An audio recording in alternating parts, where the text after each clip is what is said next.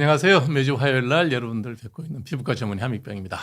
오늘은 재활학과 전문의 박성진 원장님 모시고 50견에 대한 얘기에 대한 자세한 진단, 치료, 재활 치료까지 정리해서 설명을 드리도록 하겠습니다. 박성진 원장님 나오셨습니다. 인사하시죠. 네, 안녕하십니까. 박성진입니다. 이렇게 오랜만에 또 여러분들 뵙게 돼서 반갑고요. 오늘 50견에 관한 얘기를 좀 가벼우면서도 또 실제 치료나 이렇게 환자분들께서 도움되시는 방향으로 이끌어가 볼까 합니다. 네, 50견 정말 나이 50이 되면 어깨가 다 저렇게 되나요? 항상 그런 건 아니지만 네. 그렇게 될 가능성이 좀 높아진다고 볼 수 있습니다. 왜냐하면 약간 퇴행성 질환으로 분류가 네. 되기 때문에 그렇습니다. 이게 영어로는 프로전 숄더라고 얘기하죠.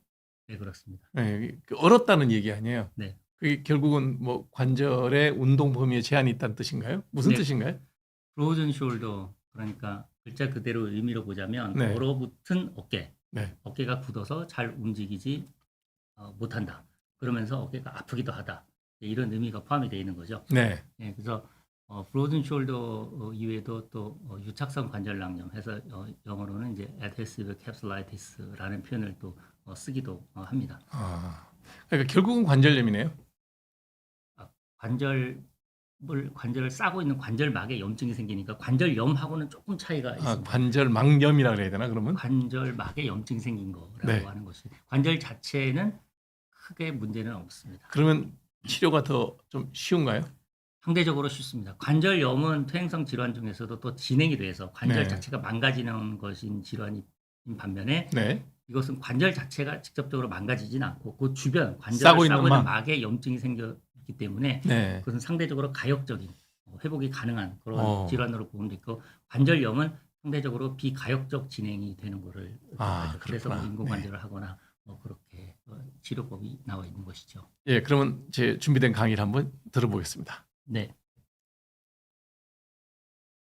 오늘 여러분들과 함께 나눌 주제는 50견입니다. 그 50견은 생사, 즉 죽고 사는 문제는 아닙니다. 하지만 이것으로 인해서 실생활에 지장이 있어서 삶의 질을 몹시 떨어뜨리는 그런 문제가 있습니다. 그것을 한 번도 경험해 보지 못하신 분들은 어깨 좀 아프다고 그러냐라고 하실지 모르겠으나 실제 이것을 직접 현재 겪고 계신 환자분께서는 정말 만만치 않습니다. 시간 지나면 저절로 좋아진다라고 하나 그것 또한 꽤 오랜 시간 동안 고생을 하는 질환이기 때문에 여하튼 쉬운 질환은 아닙니다. 골프 좋아하는 내 친구는 죽으려고 그러더라고요. 못 친다 그러던데요. 염증만 좀 가라앉으면 그러니까 아플 때는. 예, 그렇죠. 네. 네. 이 두 가지 책이 이제 거기에 대한 우리 박 원장님이 쓰신 책인가 보죠? 예. 예전에 한 번씩 말씀드렸었는데 네. 왼쪽에는 이제 일반 환자분들을 위한 책이고 오른쪽에는 오른쪽에는 이제 전문의들. 의사들을 위해서 제 강의 기록을 책으로 만든 것이 되겠습니다. 그것만 저는 봤어요. 이거- 아직도 이게 책이 나오나요? 책 네, 쓰신 지가 얼마나 됐어요?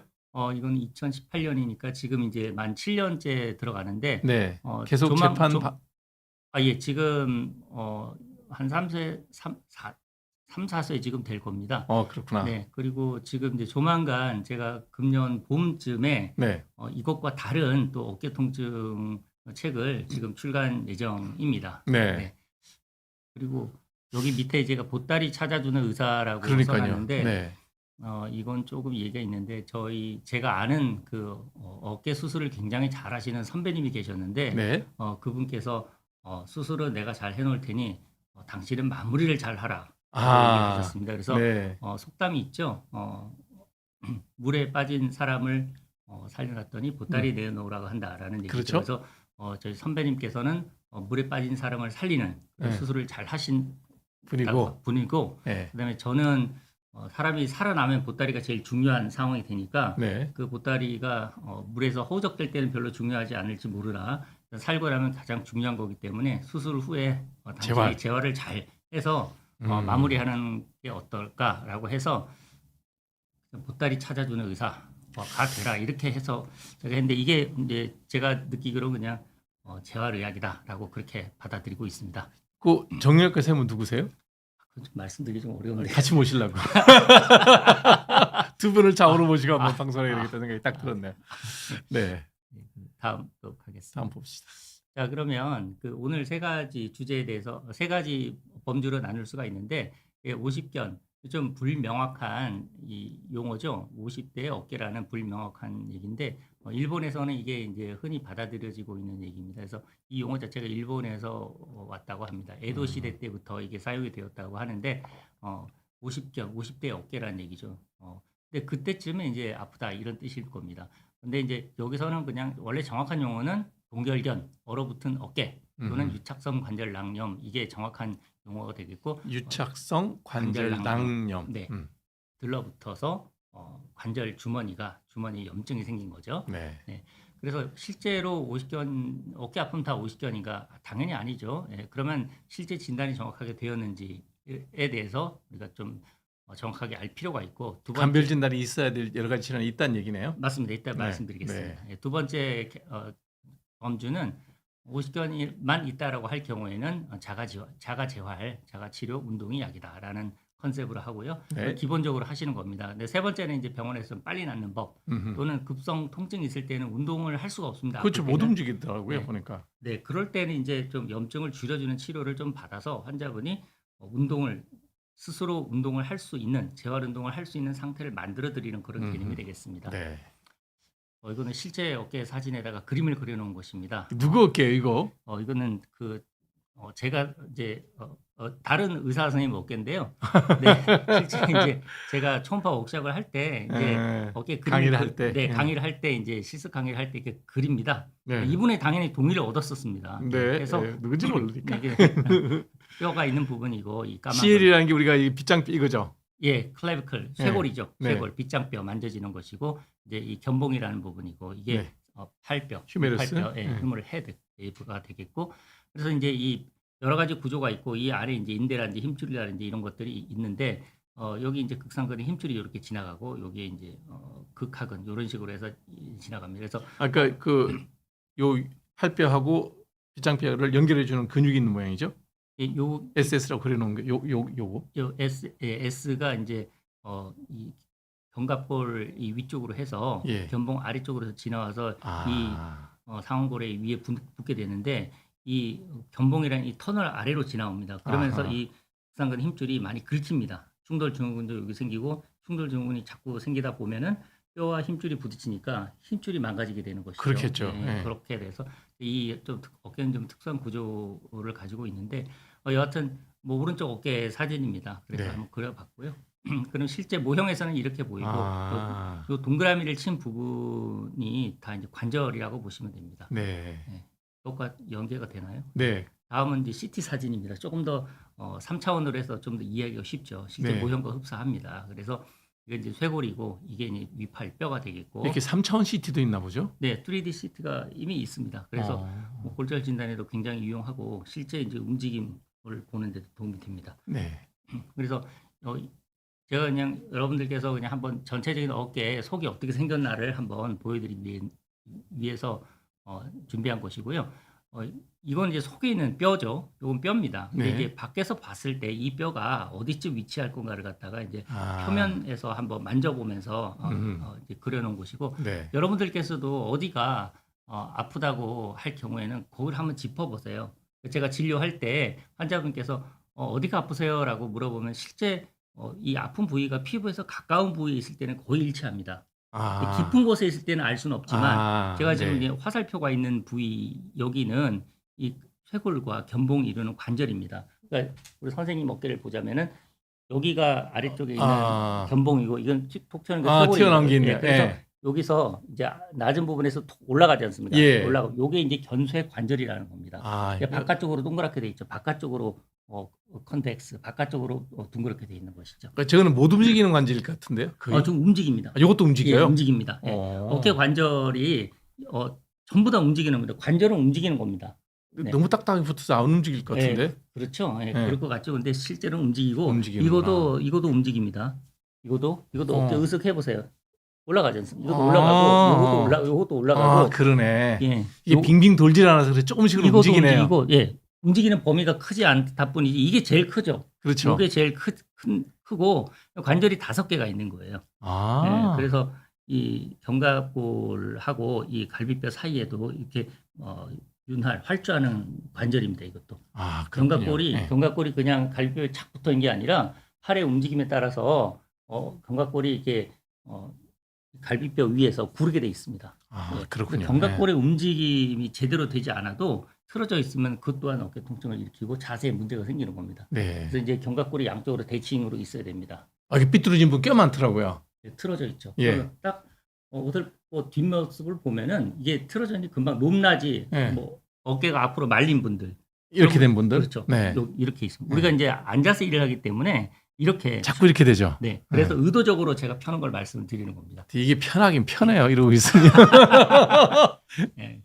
근데 편한 거랑 네. 건강에 좀 좋은 좋은 거랑은 거랑은 좀 다를 수가 있죠. 예. 일부러도 이렇게 자세를 취해야 되겠네요. 네, 그래서 양쪽 견갑골을 옆으로 한번 돌아보시겠어요, 선생님?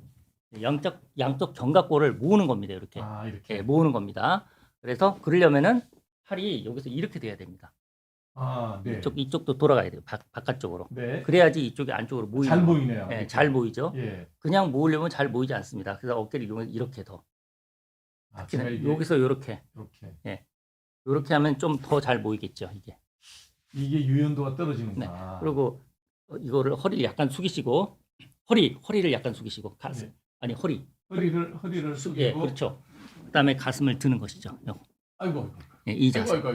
여기 등이 아이고. 너무 경직이 돼 있으시거든요. 예. 예, 이게 약간 새우등이 돼 버리면은 목이 앞으로 나가는 자라목이 되고 허리에 이제 앞으로 볼록한 요추 전반이 이루어져야 되는데 이게 이제 역시자가 돼야 되는 거네요. 그러니까 아래쪽은- 앞으로 볼록, 앞으로 볼록. 허리도 앞으로 볼록. 예. 예, 그게 돼야 되는데 등이 새우등이 돼 버리면은 저를 한번 보세요. 제가 이제 새우등이 되잖아요. 이렇게 새우등이 되면 구부정하게 되면 목이 앞으로 나가고 일자 허리가 돼요. 원래 자세는 등만 딱 보면 요 자세가 나와야 되는데 네. 새우등이 되면 이게 목도 무너지고 허리도 무너지는 그런 게 됩니다. 아. 그래서 등만 펴도 자세가 굉장히 잘 나옵니다. 앉은 자리에서도 이게 딱 이렇게 돼야 되는군요. 예. 등이 모여져야 돼요. 그리고 잠깐만요. 선생님 너무 뒤로 뻗치고 계신데 네. 허리를 꿋꿋하게 세우시고. 그래서 그리고 예전에 제가 한번 말씀드린 바 있습니다만은 예. 요 골반 뒤에다가 예. 뭘 하나 받쳤다고 가정합시다. 네. 좀 그냥 툭 기대 보세요. 네. 허리가 무너지지 않죠. 예. 예. 여기에 힘을 줘야 되는구나. 예. 여기에. 예. 앉아 보십시오. 근데 힘을 계속 주기가 힘드니까 제가 전에 한번 고안한 것이 여기 받침대 2개, 테니스공 2개를 해가지고 그냥 뒤로 허리 힘 빼고 그냥 구부정하게 앉으려고 해보십시오. 안고 본 적이 여기가 받쳐지면은 예. 허리가 뒤로 무너질 수가 없어요. 예. 근데 이게 무너지면은 이게 없으면은 이렇게 그냥 되죠. 기대버리죠. 이렇게 되죠. 그러면 또 어깨가 앞으로 말리는 네. 거니까 예, 여기에다가 주먹을 넣고 이렇게 앉으면 되겠다. 훨씬 편하잖아요. 예. 네, 테니스공도 좋습니다. 예. 이걸 지금 개발 중인데 지금 좀 딱딱한 걸 넣어야 되겠네요. 네. 너무 푹신한 걸 넣으면 안 되고. 예, 너무 딱딱하면 또 백이니까 예. 테니스공 정도의 강도가 적당할 겁니다. 일단 그런 게 없으면 그냥 주먹을 쥐고 여기 엉덩이 2개를 딱 눌러주면 네, 골반 네. 뒤쪽을 딱 딱 있으면 눌러주면 이렇게 허리가 자세가 지탱이 나오네. 딱 됩니다. 네. 네. 의도적으로 하지 않아도 자연스럽게 되고, 그러니까 그렇게 되면은 보시면 골반이 앞으로 약간 기웁니다. 이렇게. 이게 골프 칠 때 어드레스 자세인데 그 자세입니다. 예, 그겁니다. 예, 그겁니다. 그 이거 하라 그러는데 맨날 이러고 치죠.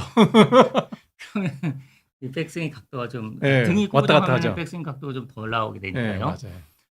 너무 얘기가 옆으로 빠졌습니다만. 네. 우리 자세가 굉장히 중요하다 이 말씀을 꼭 지금 저기 STG 얘기하다 거기까지 샜나요? 네, 이게 스케플러 토라스 글라이딩 플레인 그러니까 네. 이 견갑골과 그다음에 토렉스 흉곽 이 이루는 글라이딩 플레인이죠. 그러니까 매끄러운 곳입니다. 이쪽도 네. 윤활층이 있어서 견갑골이 그냥 가만히 멈춰 있는 게 아니라 굉장히 유동적입니다. 팔을 움직일 때 그러네요. 옆으로 돌기도 하고 굉장히 네. 자유롭게 이 역삼각형의 견갑골이 그냥 멈춰 있는 게 아니라 네. 어깨에는 견갑골을 빼고는 얘기가 될 수가 없습니다. 네. 이게 중요한 게 아니라 이 띄어져 있는 이 부분 있죠, 이 부분. 이 네. 부분도 견갑골의 일부거든요. 네. 견갑골하고 이 뼈하고 관절하는 부분이니까. 그래서 저는 자세를 굉장히 강조를 합니다. 척추가 아파서 오시든 어깨가 아파서 오시든 간에 이 자세만 제대로 되신다면은 많은 부분이 해결이 될 수가 있습니다. 지금 아까 앉았을 때보다 자세 훨씬 좋지 않아요? 네, 훨씬 좋습니다. 네. 네. 네. 기대서 아까 앉으셨잖아요. 네, 그래서 등을 딱 펴시고 앉으시면 되고. 그리고 지금 제가 보고 있는 이 랩탑 노트북 컴퓨터가 상당히 낮게 돼 있잖아요. 그렇죠. 조금 높여 두면은 제가 고개를 이렇게 하지 않고도 그냥 편한 음. 자세에서 볼 수가 있습니다. 아, 이 좀더 정도면 높게. 네, 네. 이 정도면 네. 좋겠죠. 자, 이제 해부학적인 구조에 좀 넘어가서 자, 그다음에 이걸 꼭 말씀드리고 싶은데 그 진료를 잘 받는 법 해서 그러니까 이제 어깨 관절뿐만 아니라 관절의 통증이 있을 때. 네, 뭐 네. 어디든 간에 뭐 어깨를 여긴 예를 들어놨습니다만은 이 환자분께서 실제로 써서 저한테 갖고 오신 분입니다. 그래서 네. 진료에 도움이 되길 바랍니다. 이러면서 본인의 증상, 현재 경과 그리고 질문까지 해서 오. 이렇게 딱 가져오셨어요. 그래서 이제 얘기인즉슨 오른쪽 어깨가 아프고 옷을 입고 벗을 때 아프고 옆으로 누울 때 아프고 팔을 뒤로 뻗을 때 많이 아프다. 이게 이제 50견의 전형적인 증상들입니다. 그렇군요. 나오겠지만 그래서 어떻게 되셨냐 보니 이제 작년 2월부터 조금씩 아프기 시작해서 딴 병원에서 50견 진단받았고 주사 2번 맞고 좀 나았는데 다시 아프다. 그 이후로 뭐 미국하고 한국에서 뭐 스테로이드 연골 주사, DNA 주사 이런 것들을 맞았는데 좀 낫다가 다시 아프다 이 얘기였습니다. 그래서 계속 다시 아프다네. 예, 좀 좋다가 마른 거죠. 그래서 네. 이번에 질문은 50견이 맞는지 회전근개 파열은 혹시 아닌지 이게 나을 수가 있는지 답답합니다라고 이렇게 써오셨어요. 네. 이 정도 쓰시게 되면은 한번 써보시면은 이 정리가 될 겁니다. 아, 그냥 본인의 병력이 확실해지네요. 네, 그래서 내가 뭐 어떤 핵심 포인트가 어딘가를 본인도 알게 되시는 거죠. 네. 그다음에서 혹시 뭐 다른 병원에서 검사를 어떤 검사를 받으셨고 그 결과 진단이 어떻게 났으며 어떤 치료를 받으셨으며 현재 어떤 상태에 있는지 이걸 좀 적어 오시면 소통이 월등히 잘 됩니다. 그렇죠. 예, 그리고 혹시 뭐 받으신 진단서가 있다라거나 또는 MRI 영상 자료가 있으면은 그거를 저희 제출해 주시면 되고 그리고 본인의 간단한 병력도 써놓으시면 좋습니다. 그렇죠. 예를 들어 뭐 내과적 질환들, 고혈압, 당뇨병, 뭐 고지혈증 고혈압, 등등. 그래서 뭐 약을 드시는지 인슐린을 조절을 하시는지 그리고 예약을 좀 하시고 오시면 좋을 것 같습니다. 네. 그리고 그 작년 5월부터 이제 개인정보 본인 확인 제도가 본인을 이제 확인하라고 예, 그러더라고요. 확인을 하지 않습니까? 그래서 여기 스마트폰에서 그 모바일 건강보험증을 다운로드 받아서 오시면은 그냥 저희 같은 경우는 키오스크에 그냥 태그만 하시면은 뭐 내 이름이 뭐다, 주민번호가 뭐다 이런 걸 얘기할 필요가 없습니다. 자동으로 다. 네, 예, 건강보험공단에서 하는 겁니다. 아하, 네. 예, 그래서 모바일 건강보험증 해서 다운로드 받으셔가지고 이렇게 절차를 해서 본인 인증, 본인 명의 스마트폰이죠. 네. 예, 그렇게 해서 하시면은 접수나 이런 게 굉장히 깔끔하게 됩니다. 예, 잘못된 안 써도 되는구나. 쓸 필요가 없죠. 그러니까 자동으로 그냥 다 이름, 넣어. 주민번호 이런 걸 얘기할 필요가 없습니다. 네. 예, 그래서 그렇게 하시면 되고 그다음에 진료받기 편한 복장으로 좀 오시면 어떨까 싶습니다. 이거 정말 중요해요. 네. 옷 벗고 입는데 그냥 시간 많이 걸리는 경우가 많죠. 네. 예, 하여튼 그래서 그 옷을 물론 이제 저희가 검사나 할 땐 또 이제 갈아입기도 합니다만은 예, 어떤 센스 있는 여자분 아예 그냥 그 반팔 또는 뭐 이렇게 티셔츠 안에, 예. 민소매를 아예 그냥 입고 오시거든요. 맞아요. 그러면 진찰하기도 좋고 뭐 환자분도 편하고 그렇습니다. 그래서 이렇게 좀 해보시면 어떨까 네. 싶습니다.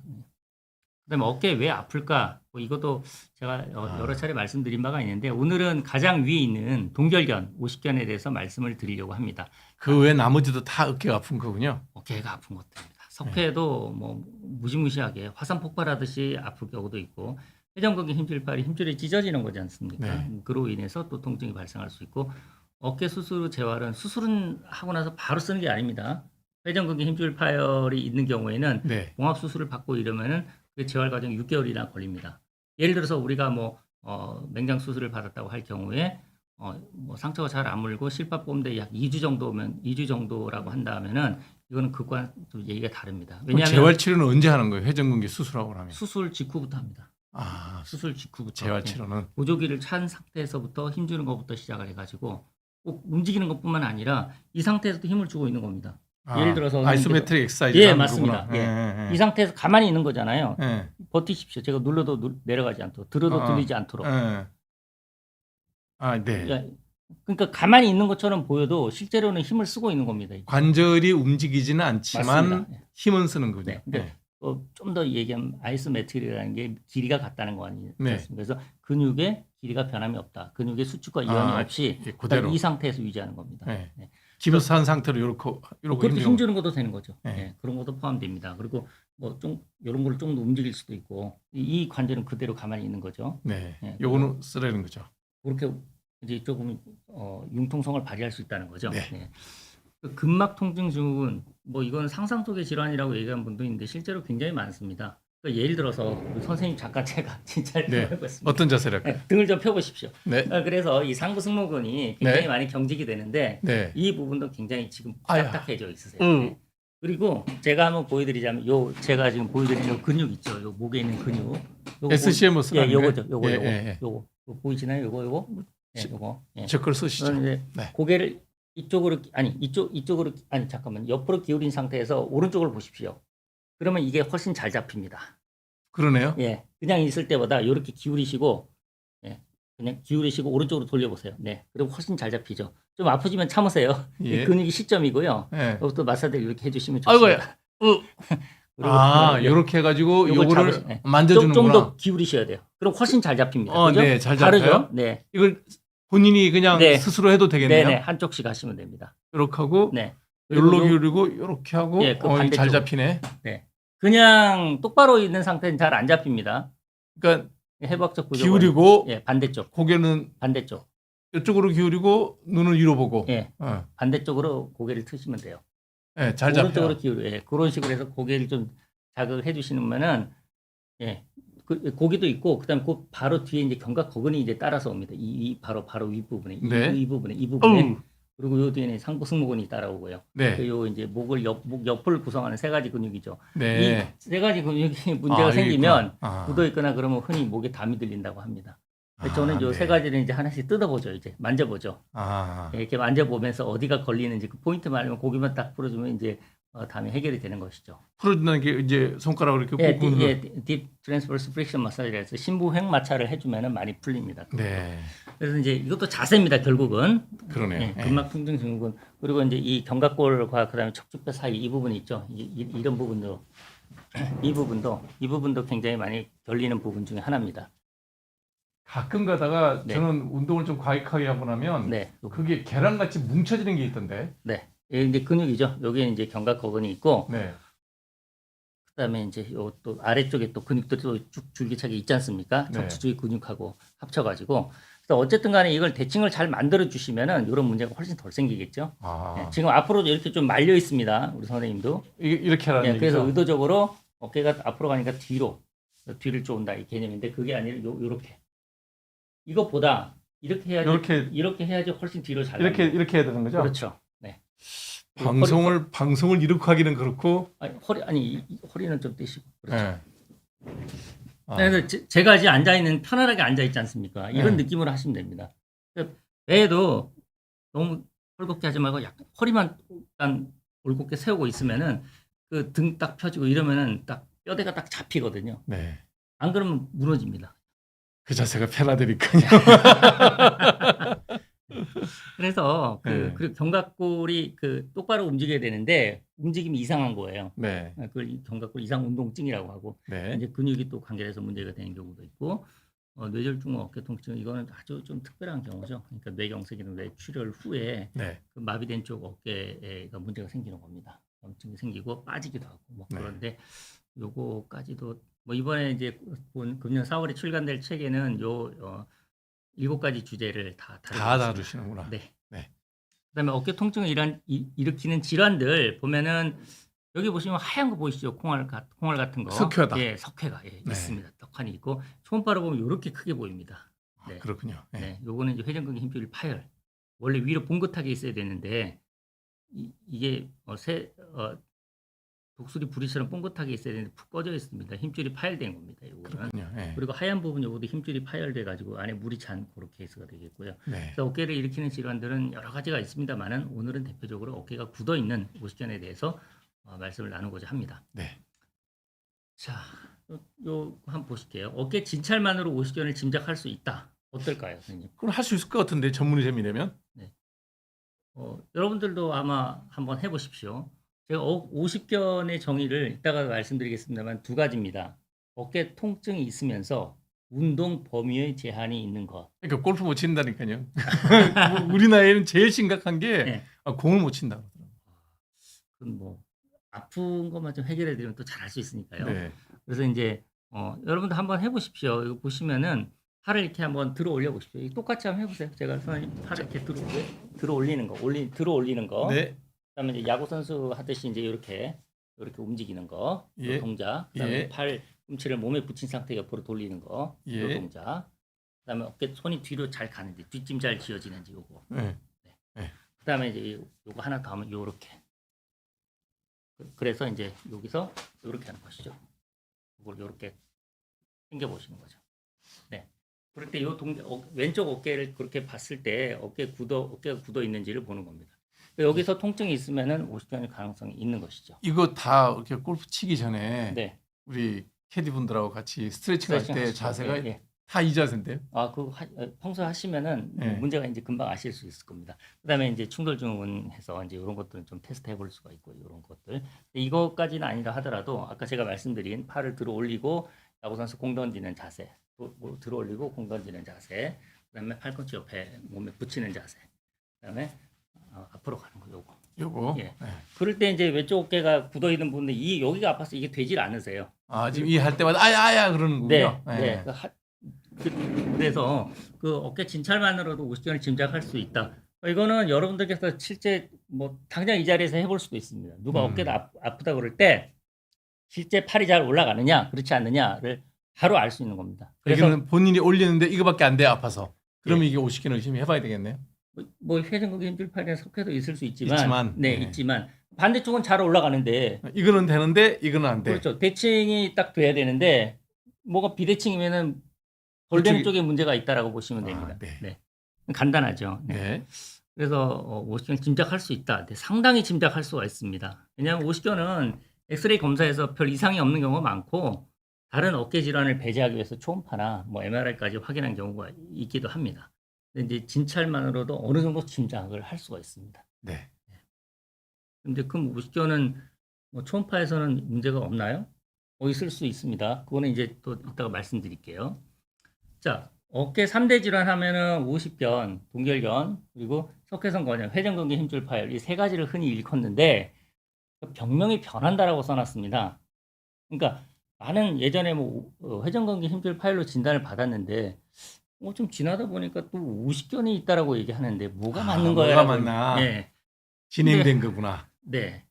지금 제가 이렇게 다이어그램을 그려놨는데 이게 서로 이제 겹치는 부분이 있지 않습니까? 네. 심지어는 질환 3개가 한꺼번에 있는 분들도 있으세요. 아이고. 그러니까 한 관절에 하나만 있으라는 법이 없죠. 그쵸, 2개 뭐. 또는 3개 네. 여러 개가 겹칠 수가 있습니다. 근데 처음에는 내가 이렇게 들었는데 회전근개 파열로 들었는데 이제 제가 또 진찰할 때는 진찰로는 요게 이제 먼저 드러나는 거죠.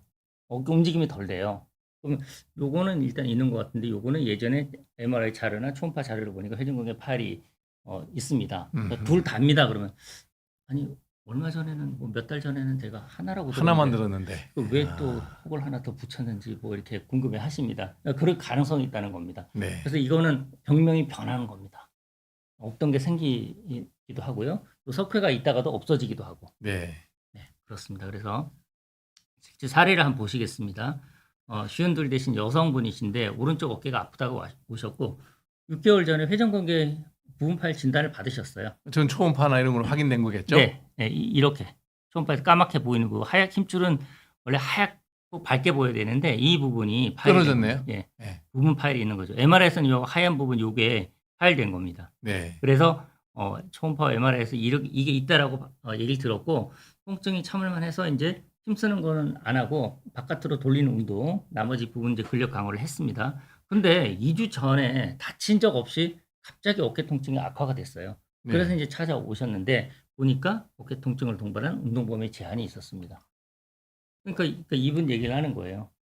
어깨가 힘줄 파열이 있다고 들어서 수술할 정도는 아니라고 들었는데 왜 갑자기 다친 적도 없이 없는데 뜬금없이 이렇게 아플 수가 있는가라고 했더니 이런 경우에는 어깨 회전근개 부분 파열이 있어서 좀 덜 쓰고 안 쓰다 보니까 어깨가 좀 굳었구나. 굳어진 겁니다. 그래서 굳는 거는 뭐 굉장히 빨리 굳습니다. 그래요? 네. 그냥 깁스하고 조금만 있다 보면 어깨 굳지 않습니까? 그렇죠. 네. 그래서 깁스 풀고 난 다음에도 거의 장애인처럼 이렇게 불편해 하더라고요. 불편해 하시죠. 네. 맞습니다. 그래서 우리 관절은 한 3주만 안 써도 많이 굳습니다. 네. 그렇구나. 네, 그래서 3주. 계속 움직여져 있는. 그러니까 등이 한번 굽었다는 거는 그 관절이 덜 움직인다는 겁니다. 그러면 등을 펴기가 만만치 않다는 거죠. 네. 그래도 피셔야 됩니다. 네. 자, 그래서 이런 분과 같이 병명이 변할 수도 있습니다. 뭐 변한다기보다는 추가되는 경우가 진행되거나 있고, 추가되거나 그러네. 네네, 예. 그럴 수도 있습니다.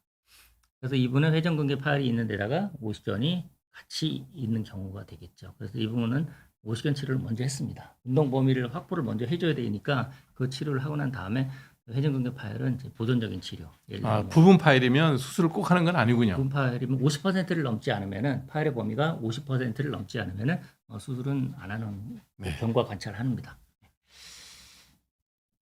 그리고 이제 동결견, 아까 제가 말씀드렸죠. 어깨 통증을 동반한 어깨 관절 운동 범위의 제한이 있는 거, 뭐가 덜 되는 거죠.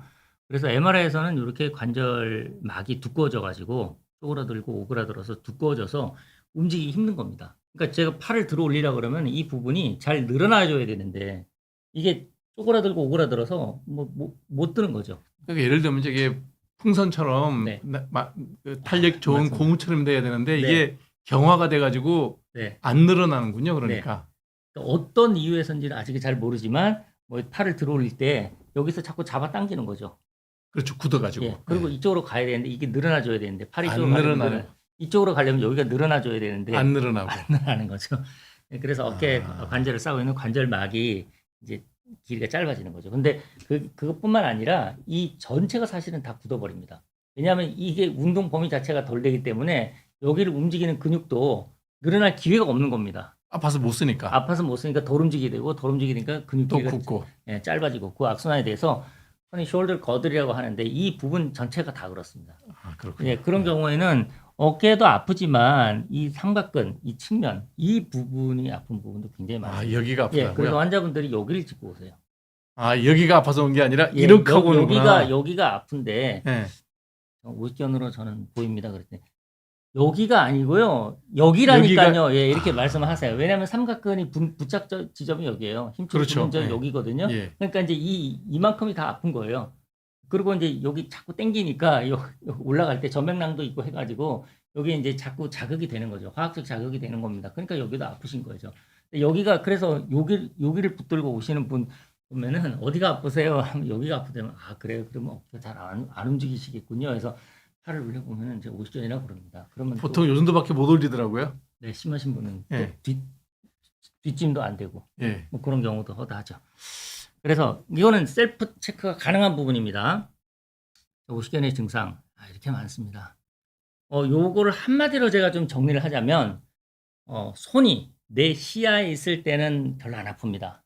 그렇죠. 그런데 시야에서 벗어난 동작 안 보인다. 뭐 머리 여기를 뒷목을 닦는다거나 팔을 뒤로 뻗어서 뭐 뒤에 있는 물건을 끄집어 온다거나 이런다든지. 예, 뒷짐을 진다거나 올린다든지. 예, 손이 안 보일 때 아프면 그거는 어깨 운동 범위에 제한이 있다라고 의심을 해볼 수가 있다는 겁니다. 손만 보이면 이런 건 다 할 수 있다는 거군요. 예, 그러니까 뭐 되게 이럴 때는 아무렇지도 않아요.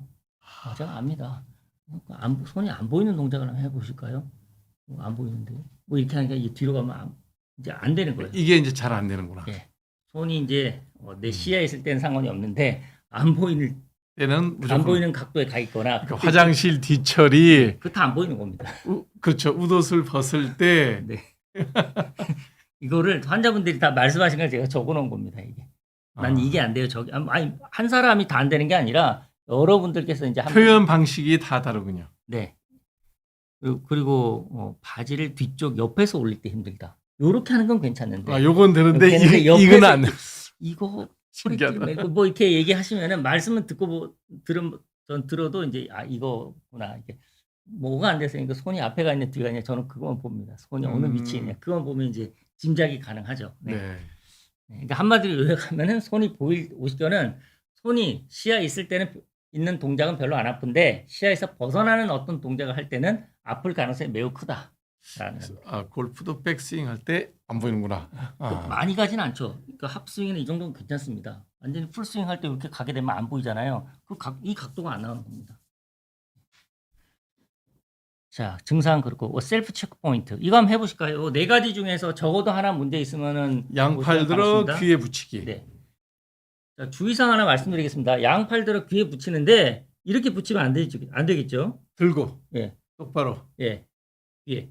네. 자, 이렇게 해놓고 그냥 이렇게 붙이는 분이 있더라고요. 그 손이 눈에 보이는 자리네. 네, 아, 그렇죠. 이게 손이 눈에 안 보여야 되는구나. 그렇지. 지금 이렇게 되셔야 되고 네. 팔꿈치를 90도 구부리고 밖으로 돌리기. 팔꿈치를 90도 구부렸지 않았습니까? 네. 밖으로 돌리는 동작. 외회전이죠. 이것도 90도 도는 이 동작. 이것도 잘 되기는 보시죠. 하는데 불편하다. 이게 굳어서 그런 거죠. 네. 약간. 근데 이제 뭐 이거 가지고 질환이라고 얘기를 하기는 좀 어렵고 사람마다 이제 상대적으로 유연도인 차이는 좀 있으니까요. 네. 그다음에 손을 등 뒤로해서 올리기, 열중쇼에서 뒤로 올리기. 예, 그렇죠. 이건 잘 가시네요. 네. 네. 양쪽으로 좀 차이는 있습니다. 예, 그리고 예. 상체 교차 운동이라는 건 아까 제가 말씀드린 이겁니다. 아, 이거. 네네. 요렇게 당기는 거죠. 요 네 가지 중에서 적어도 하나 안 되면은 문제가 있어요. 제가 이걸 해보면 왼쪽 어깨는 유연해요. 확실히 이게 잘 돼요. 네. 근데 오른쪽을 하면 네. 잘 안 붙어. 네, 상대적으로 네. 굳어 있는 거죠. 오른쪽 어깨가 상대적으로. 굳어 있는 거죠. 예, 상대적으로. 네. 뿐만 아니라 이제 이 견갑대, 네. 뼈를 거드려가는 이 자체도 좀 덜 움직이는 겁니다. 네.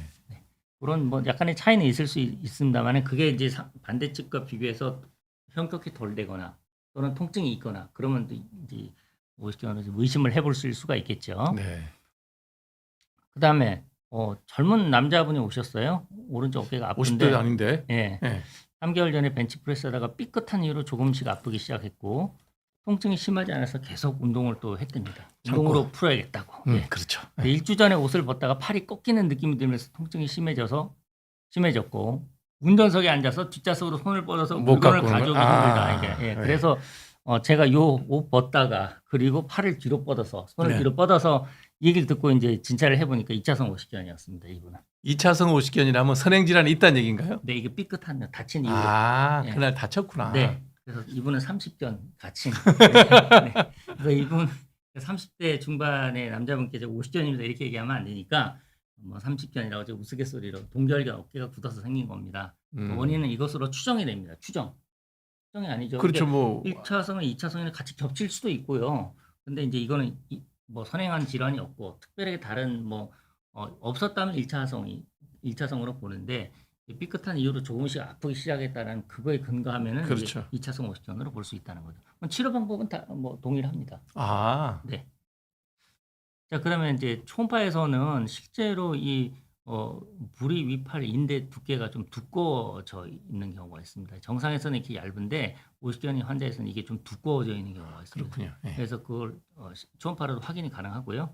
자, 제일 많이 하는 질문 이거 언제 오십견인 건 알겠어요. 언제 나아요? 낫기는 나아요? 네, 그렇죠. 네, 낫냐? 이제 언제 낫나? 그러면 자 여기 그래프를 보시면은 여기 30이라고 써 있는데 이 단위가 개월입니다. 개월. 30개월. 예, 2년 반이죠. 어마하게 긴 기간입니다.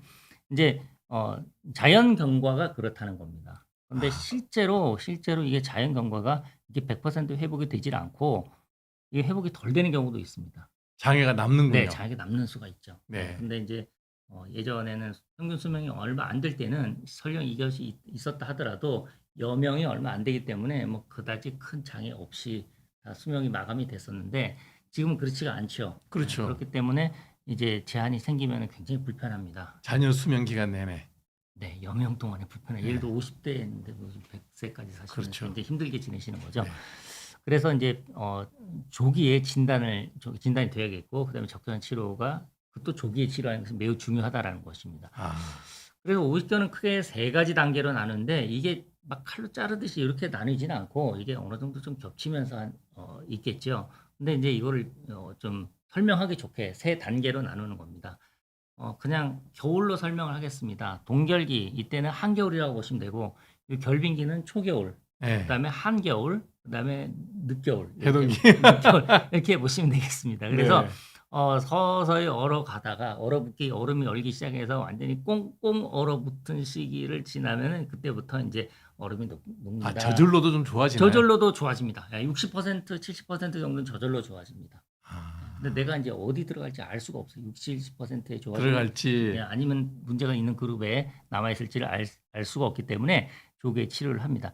근데 이제 여기를 보시면은 이 처음에 통증기 또는 염증기라고 하는 이 시기가 6개월까지도 봅니다. 6달. 그럼 이때는 아픈 게 메인입니다. 아픈 게 주된 문제고 운동 범위는 뭐 제한은 그렇게 많지는 않습니다. 네. 이때 아플 때는 이때는 치료를 좀 받으셔야 돼요. 저걸 참고 이제 아까 젊으신 분처럼 계속 운동을 하면 네, 너무너무 네. 힘들죠. 그렇게 네. 되면은 뭐 밤에 잠을 주무시기 힘들고 옆에 돌아눕기도 힘들고 뭐 여러 가지 현상들이 생기는데 이때는 치료만 잘 받으시면 요 고비를 잘 넘기실 수가 있고요. 그다음에 이때가 되면은 요 동결기가 되면은 얼어붙어서 관절 운동 범위는 취하게 되고 그다음 통증도 최고치에 달합니다. 최고조에 달합니다. 이때는 이제 너무너무 아픈 시기가 이제 6에서 9개월 정도가 되는 거죠. 근데 이 석 달 굉장히 버티기 힘듭니다.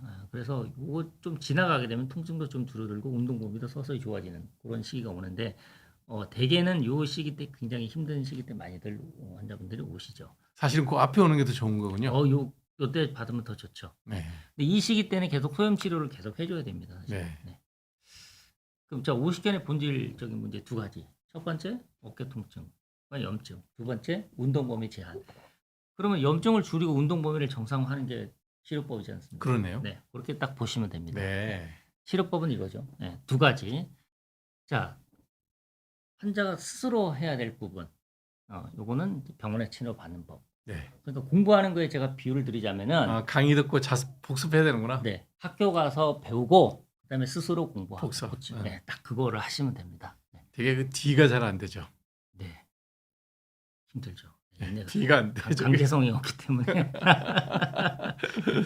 네, 그래서 근데 이제 이거 병원에 치료 좀 받고 환자분이 스스로 또 노력을 잘 하시면은 이게 물고기 잡는 법을 알게 돼 가지고 아주 이게 또 큰 자산이 됩니다. 아, 네. 자세도 그렇고 자세가 좋아지고. 네, 그렇습니다. 이것도 굉장히 중요합니다. 이거 한번 꼭 말씀드리고 싶었는데요. 저한테 카톡을 보내주셔서 저는 잘 읽었는데 정말 부럽더라고요.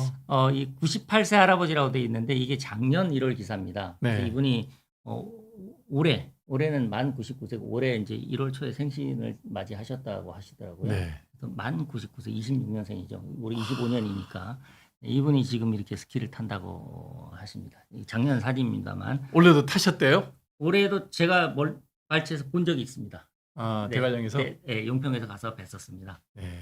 네, 그래서 여기 기사의 뒤에 이런 말이 있더라고요. 지금 뭐 98세면은 100세까지는 거뜬하시겠어요. 그랬더니 아니 한 5년은 더 갈 것 같은데 이렇게 아니 고작 2년 가지고 뭐 이렇게 그래서 이제 다른 곳도 이런 곳이 있는데 이제 네. 용평 같은 경우는 이제 이 하이패스 80 플러스라 해가지고 만 80세 이상 스키를 이용하는 전용 게이트가 있습니다.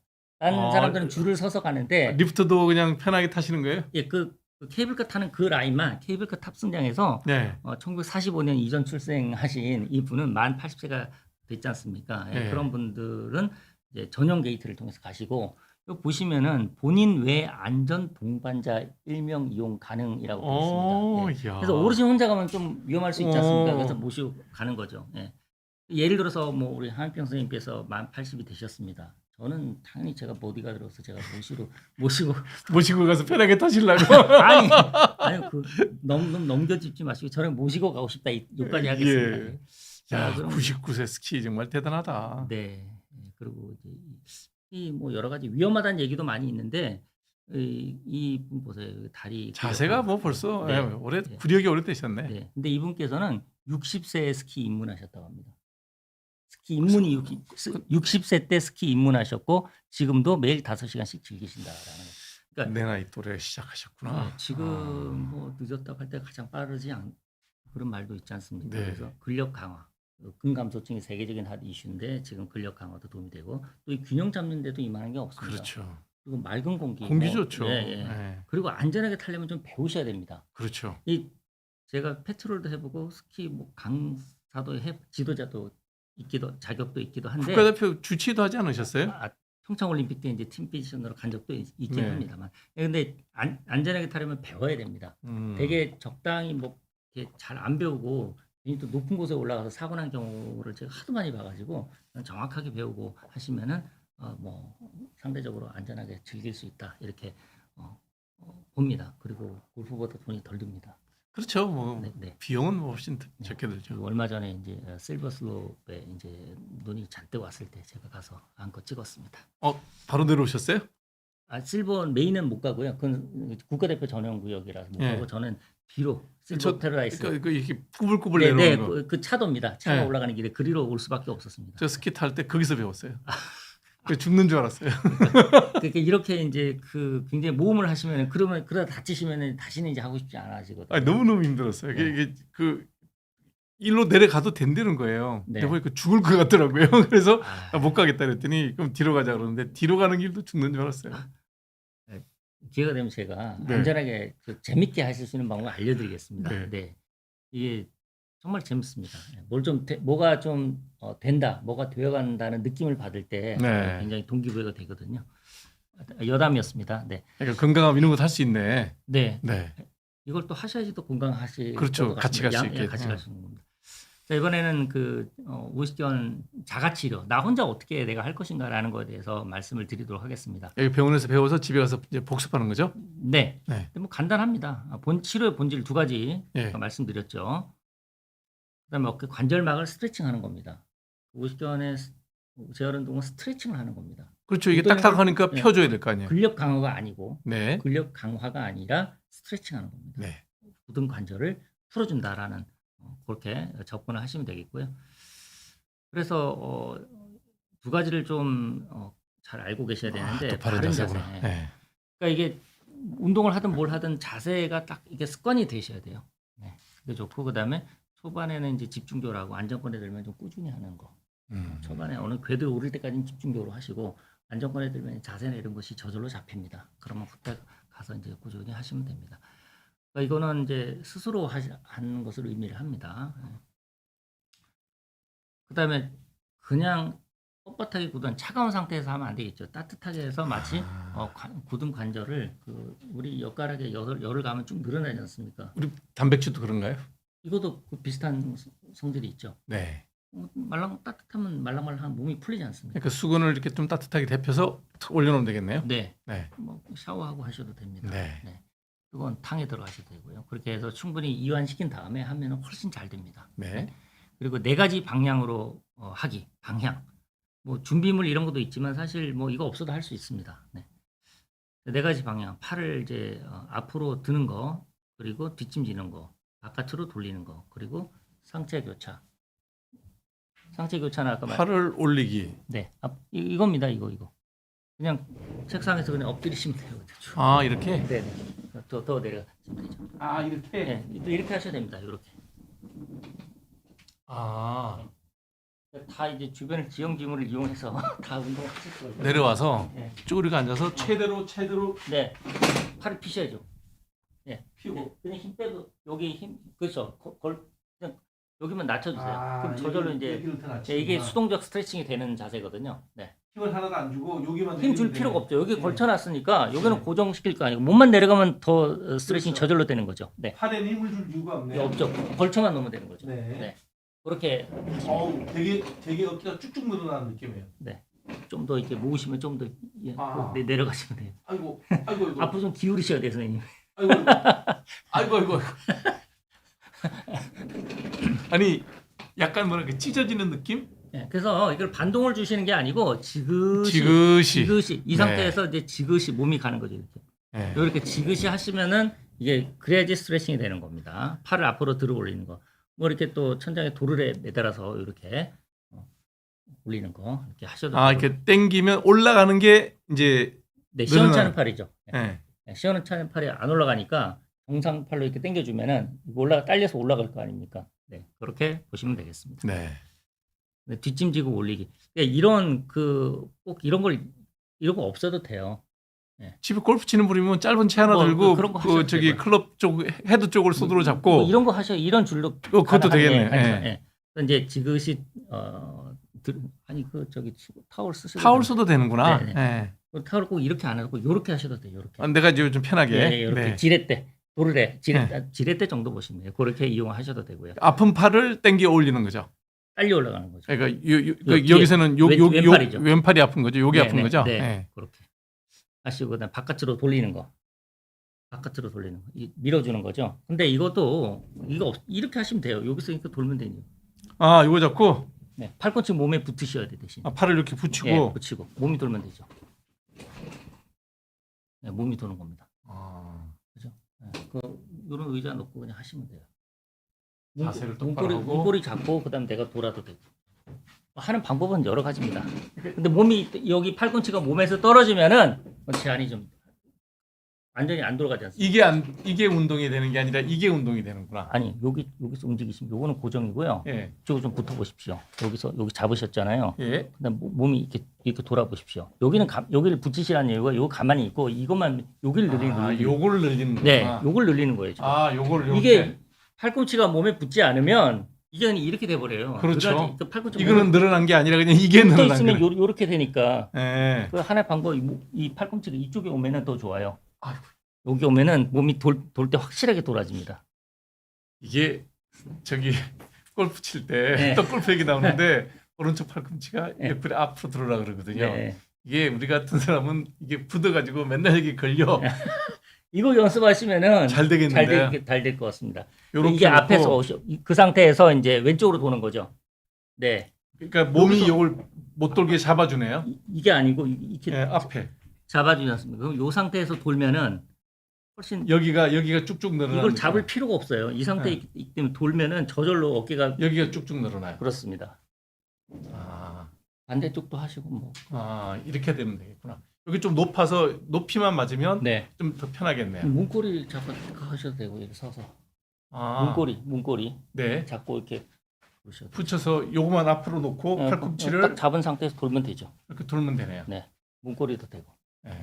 뭐 하여튼 뭐 할 거는 많습니다. 이론을 알면 응용할 수 있는 공간은 네, 얼마든지, 맞습니다. 예. 예, 응용이 충분히 가능합니다. 그래서 네. 어디가 늘어나냐면 여기가 여기가 늘어나요. 늘어나요. 여기가 앞에. 예.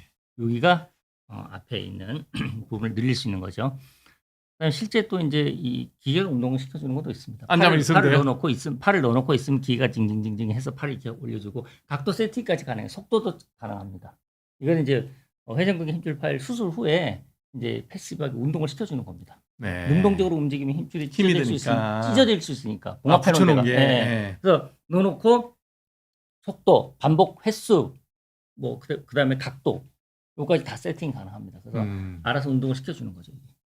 힘 빼고 가면 앉아 있으면 되네요. 네. 네. 어차피 이거 수동적인 거거든요. 그래서 네. 이게 CPM이 Continuous Passive Motion 이라는 거죠. 그래서 그 프로그래머블 딱 세팅 가능하다는 얘기죠. 그러니까 그렇게 할 수도 있습니다.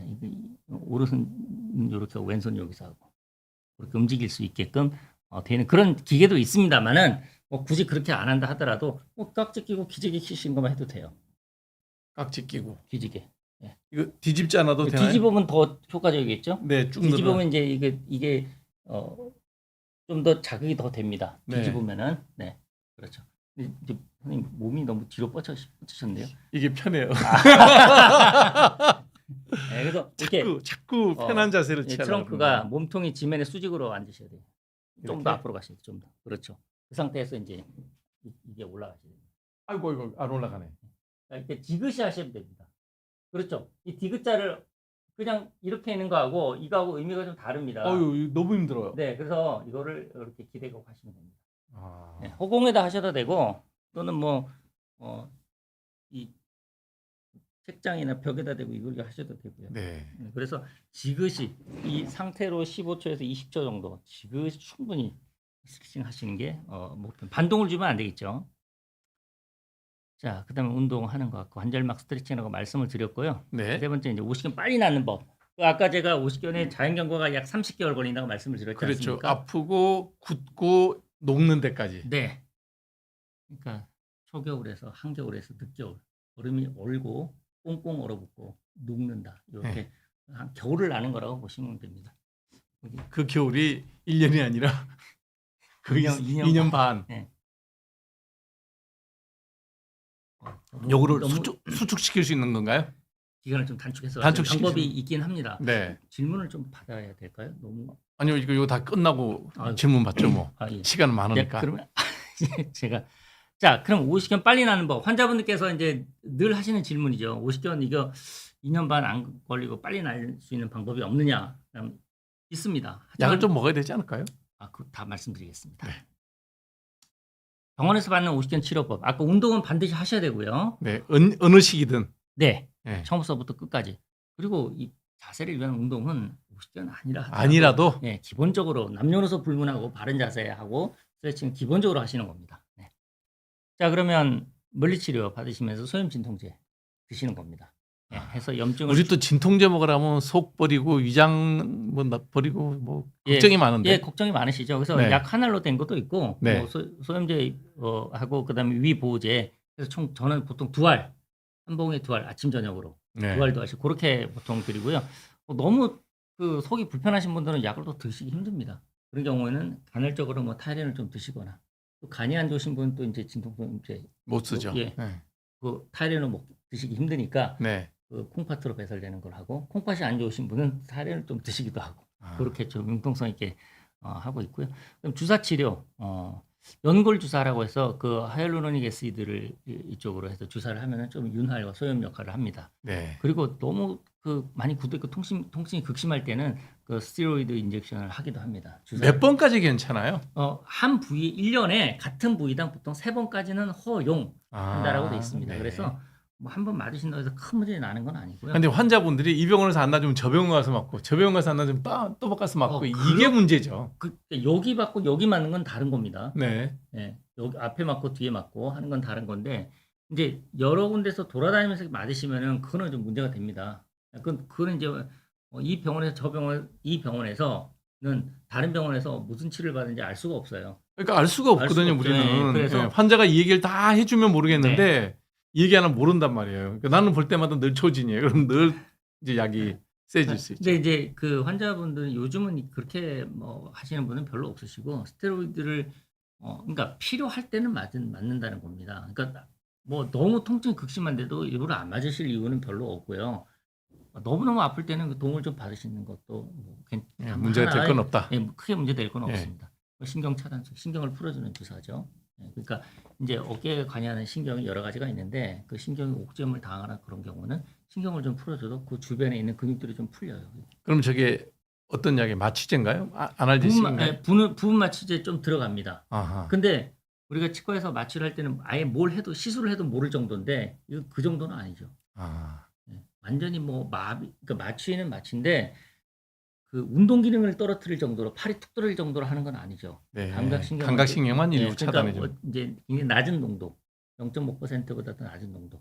보통 2% 이러면 모터블락. 근데 운동 기능이 차단이 될 정도로 되는데 이건 그렇게까지는 않고요. 네. 수압 팽창술은 이제 물로 이용해서 쪼그라든 관절에 넣으면 관절이 관절막이 늘어납니다. 그럼 그러니까 생리식염수를 넣어주는 거예요? 네, 생리식염수를 넣는 겁니다. 아. 네, 그렇게 하면은 훨씬 덜 아파하시죠. 네. 늘려주는 겁니다. 네. 그리고 이제 도수제할 치료, 운동제할 치료 해서 근육과 관절막을 이완한 치료를 하시면 되고 받으시면 되고 네 번째가 이제 이게 좀 빨리 나는 법이긴 한데 네. 요거는 이따가 어떤 환자분 대상이 되는지 이따 말씀드리도록 하겠습니다. 네. 그래서 이제 예전에는 이제 수면 마취를 하고 했었는데 요즘 이제 워낙 초음파가 많이 발달을 해서 네. 상완신경총 여기다가 부분 마취를 하게 되면은 그냥 팔에 힘이 쭉 빠져버립니다. 네. 그럼 그 상태에서 여러 가지 치료를 복합적으로 해서 팔이 이거밖에 안 올라간다 할 경우는 귀에 붙여드리는 그런 그게 이제 빨리 가는 치료법입니다. 네. 이거는 이제 보통 마취를 해서 이제 경과를 봐야 되기 때문에 당일 입원을 하는 경우도 있고요. 예를 들어서 아침에 9시 오시면은 오후 한 4, 5시 정도에 귀가하시는 거로 하는 거죠. 그러니까 완전히 회복됨을 확인하고 귀가하시는 겁니다. 네. 네. 영구적인가요? 거의 저는 2번 해본 적은 별로 없습니다. 여태껏 한 2,500분 정도 치료를 했었는데 네. 예, 2번 한 분은 거의 기억이 없습니다. 거의. 예. 자, 그럼 이게 얼마나 이게 또 치료를 받아야 될 것인가라는 건데 오래 간다고 했지 않습니까? 네. 근데 진통 소염제를 드시면서 통증과 염증을 조절하면은 이 시기를 조금 잘 넘기실 수가 있습니다. 그러니까 너무 아플 땐 운동을 할 수가 없으니까 진통 소염제와 같은 소염제를 염증을 드시면서 염증을 좀 가라앉히는 그런 걸 같이 하면은 운동을 할 수 있는 여건이 되지 않습니까? 그렇죠. 그래서 그때 운동을 또 하시면 됩니다. 네. 그럼 잠도 못 주무시는 분도 있거든요. 그래서 그런 경우는 이렇게 약을 제가 처방하기도 합니다. 그러면 예를 들면 자다가 네. 이제 좀 뒤척일 수 있잖아요. 네, 그렇죠. 그래서 팔을 뭐 어깨 뒤로 돌려서 이렇게 뒤척일 수 있잖아요. 그럼 네, 자다가 깨나요? 그럼요. 이게 아플 때는 이쪽으로 돌아 누우면은 압력이 엄청 갑니다. 그러니까 그 못 견디세요. 그래서 주무시다 깨기도 합니다. 그래서 수면의 질이 되게 떨어지겠네요. 그럼 한 번 깨면 2토막 나는 거고요. 두 네. 번 깨면 3토막 나는 거거든요. 그러다가 또 화장실 뭐 한 번 이러면은 그냥 밤새는 거네요. 잠을 제대로 못 주무신다고 볼 수가 있겠죠. 그래서 오른쪽 어깨가 아프신 분은 저는 이렇게 하시라고 합니다. 오른쪽을 좀 높여 놓으시라고. 아, 근데 그게 자다가 보면 몸이 뒤척이기도 하고 그러지. 이렇게 하고 자는 사람이 없잖아요. 물론 맞는데요. 여기서 비계를 하나 이쪽으로 좀 받쳐 놓으면은 큰 베개를 긴 거. 경사베개, 삼각형, 예. 웨지 쉐입의 예. 삼각형으로 된 걸 해가지고 이쪽으로는 기울어 있지 않습니까? 오른쪽으로 상대적으로 덜 돌아 놓겠죠. 쿠션을 긴 걸 하나 해서 그냥 네. 이렇게 하고 자는 게 좀 낫겠네. 네, 그러면은 이제 자극이 좀 덜 됩니다. 네. 완벽한 건 아니지만 하나의 옵션이 될 수 있다는 네. 것이고요. 그다음에 스테로이드 주사 맞으면 안 되는 건 아닙니다. 경우에 따라 맞을 수가 1년에 있습니다. 3번까지 동일한 부위에. 네. 네. 그래서 정확한 주사를 위해서 이제 약이 딴 데로 가면 곤란하니까 일단 관절 안에 한다 그러면 초음파로서 보면서 주사를 해서 관절 안에 가급적 들어가도록 딴 데 주변에 안 퍼지게. 네. 실제로 딱 바늘 끝이 관절 내에 들어가서 그 주사 약이 나가는 게 보입니다. 네, 그래서 환자분도 이제 내가 정확하게 주사를 맞았다는 거를 확신할 수 있고 의사도 원하는 부위에 주사약이 그대로 주입이 됐다는 거, 딴 데 새지를 않고 잘 갔다는 걸 확인할 수 있는 하나의 방법이 될 수 있겠습니다. 인트라 리저널이네 그러니까. 네, 맞습니다. 병변 부위에 딱 정확하게. 인트라치를. 이건 일본에서 나온 논문인데 이 인대를 좀 풀어줬더니 움직임이 좋아졌다 그런 겁니다. 그래서 지금 앞에 이 부분에다가 지금 팔을 이제 바깥으로 돌아가는 게 안 되는 분이 있거든요. 여기가 지금 단단하게 굳었다는 굳어서, 얘기죠. 그래서 네. 밖으로 돌아가질 않아요. 사실 이쪽의 제한이 가장 크거든요. 여기. 이게 되질 않습니다. 근데 그런 경우 여기다가 그 생리식염수 주사를 한 거죠. 네. 생리식염수 주사를 했더니 뭐 많이 좋아졌다. 이제 유착된 걸 벌려준다는 네, 맞습니다. 얘기인가요? 예. 네. 아니, 생리식염수가 무슨 약이야라고 하시는 분이 있는데 이거는 이제 화학적이 아니라 물리적으로 쓰는 겁니다. 네. 물리적으로 그 공간이 좁아진 걸 갖다 벌려주는 거죠. 그러니까 여기 요 틈새에다가 주사를 한 겁니다. 그래서 이 생리식염수도 저도 많이 활용을 하고 있고요. 네. 그다음에 수압 팽창술은 이 관절 간격이 좁아져 있는데 네. 생리식염수를 넣게 되면 이게 벌어지는 거죠. 아. 그러면 움직이기 힘들었던 게 좀 하고 나서 이제 한결 편해지세요. 저게 이제 그 생리식염수면 어느 정도 있다가 재흡수가 될 거 아니에요?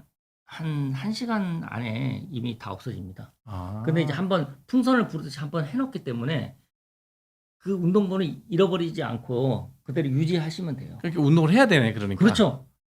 이거 여기에 병원에서 벌려줬을 때 운동을 계속해서 네. 유지를 그 각도를 잃어버리지 말자 그겁니다. 네. 그다음 도수열 치료도 이것도 불린 다음에 이렇게 하시면 되고 제가 직접 이게 해 드립니다. 이런 경우는 잡아가면서 팔이 이렇게 굳어 있으시면은 이 부분을 이제 체크하면서 이렇게 잡으면서 이제 마사지를 해가면서 이게 점점 뒤로. 예. 그리고 이제 바깥쪽으로 갈 때도 이게 밖으로 이게 벌어져야 되지 않습니까? 그런 경우는 견갑하거나 이런 게 좁아져 있기 때문에 이렇게 하기도 하고 여기다가 이제 그 생리식염수를 아까 물리적으로 벌리는 거 있지 않습니까? 네네. 물리적으로 좀 벌려놓고 하면은 이제 훨씬 더 잘 돌아갑니다. 생리식염 주변으로 퍼지면서 좀 이렇게 분리가 되겠네요. 근데 유착됐던 게 좀 풀어놓고 이렇게 하면은 훨씬 더 잘 돼요. 네. 제가 좀 이제 한 다음에 이제 저희 물리치료사 선생님한테 이제 이걸 이렇게 하라고 제가 처방을 내기도 하고 그렇게 이어서 할 수도 있습니다. 그다음에 이제 이게 빨리 낫는 법 중 하나인데 마취를 해놓고 이제 팔을 조작을 하는 거예요. 움직이는 겁니다. 근데 마취했으니까 아픈 줄 모를 거 아니에요. 예전에 이제 이거를 전신 마취를 해놓고 했었는데 요즘은 이제 전신 마취를 하지 않고 부분 마취만 하죠. 여기만 해놓은 겁니다. 그러니까 100% 안 아픈 건 아닙니다. 전신 마취가 아니기 때문에 100% 안 아픈 건 아닌데 통증은 뭐 별로 없습니다. 그래서 이제 단시간에 증상을 좋아지게 하는 효과적인 치료법이긴 하나 이렇게 할 때 이게 지렛대를 하고 있을 경우에는 이게 연세 드신 뭐 할머니 같은 경우는 골밀도가 낮아 있는 골다공증이 심한 경우에는 골절 위험이 있는 거죠. 그러니까 너무 딱 이렇게 붙잡고 있는데 확 제끼면 여기가 부러지네. 그렇죠. 여기가 해결이 돼야 되는데 여기가 이 서지컬 넥 있는 부위가 망가지는 거죠. 그렇죠. 그래서 이제 저는 이제 여러 사람이 꽉 붙들고 이 통째로 움직이게끔 이게 그러면 여기를 그냥 지렛대 삼아서 이렇게 하면은 이게 골절의 위험이 굉장히 높습니다. 여성 골다공증 있나 없나 확인해야 되겠네요. 그 골밀도 검사를 합니다 반드시. 그리고 골밀도 검사를 해서 골다공증이나 골 감소증만 있어도 전 반짝 긴장을 하고 있고요. 또 약을 드시는 분이라 할지라도 이 정상이 아닌 경우가 많거든요. 그렇죠. 그래서 좀 그리고 50견 치료 이거 어떻게 할 것인가라는 것에 대한 것인데 이거 우리가 그 화재가 났을 때 불을 한 번에 완전히 이제 소화를 네. 하지 않습니까? 그래도 근데 잔불을 또 꺼야 될 거 아니에요.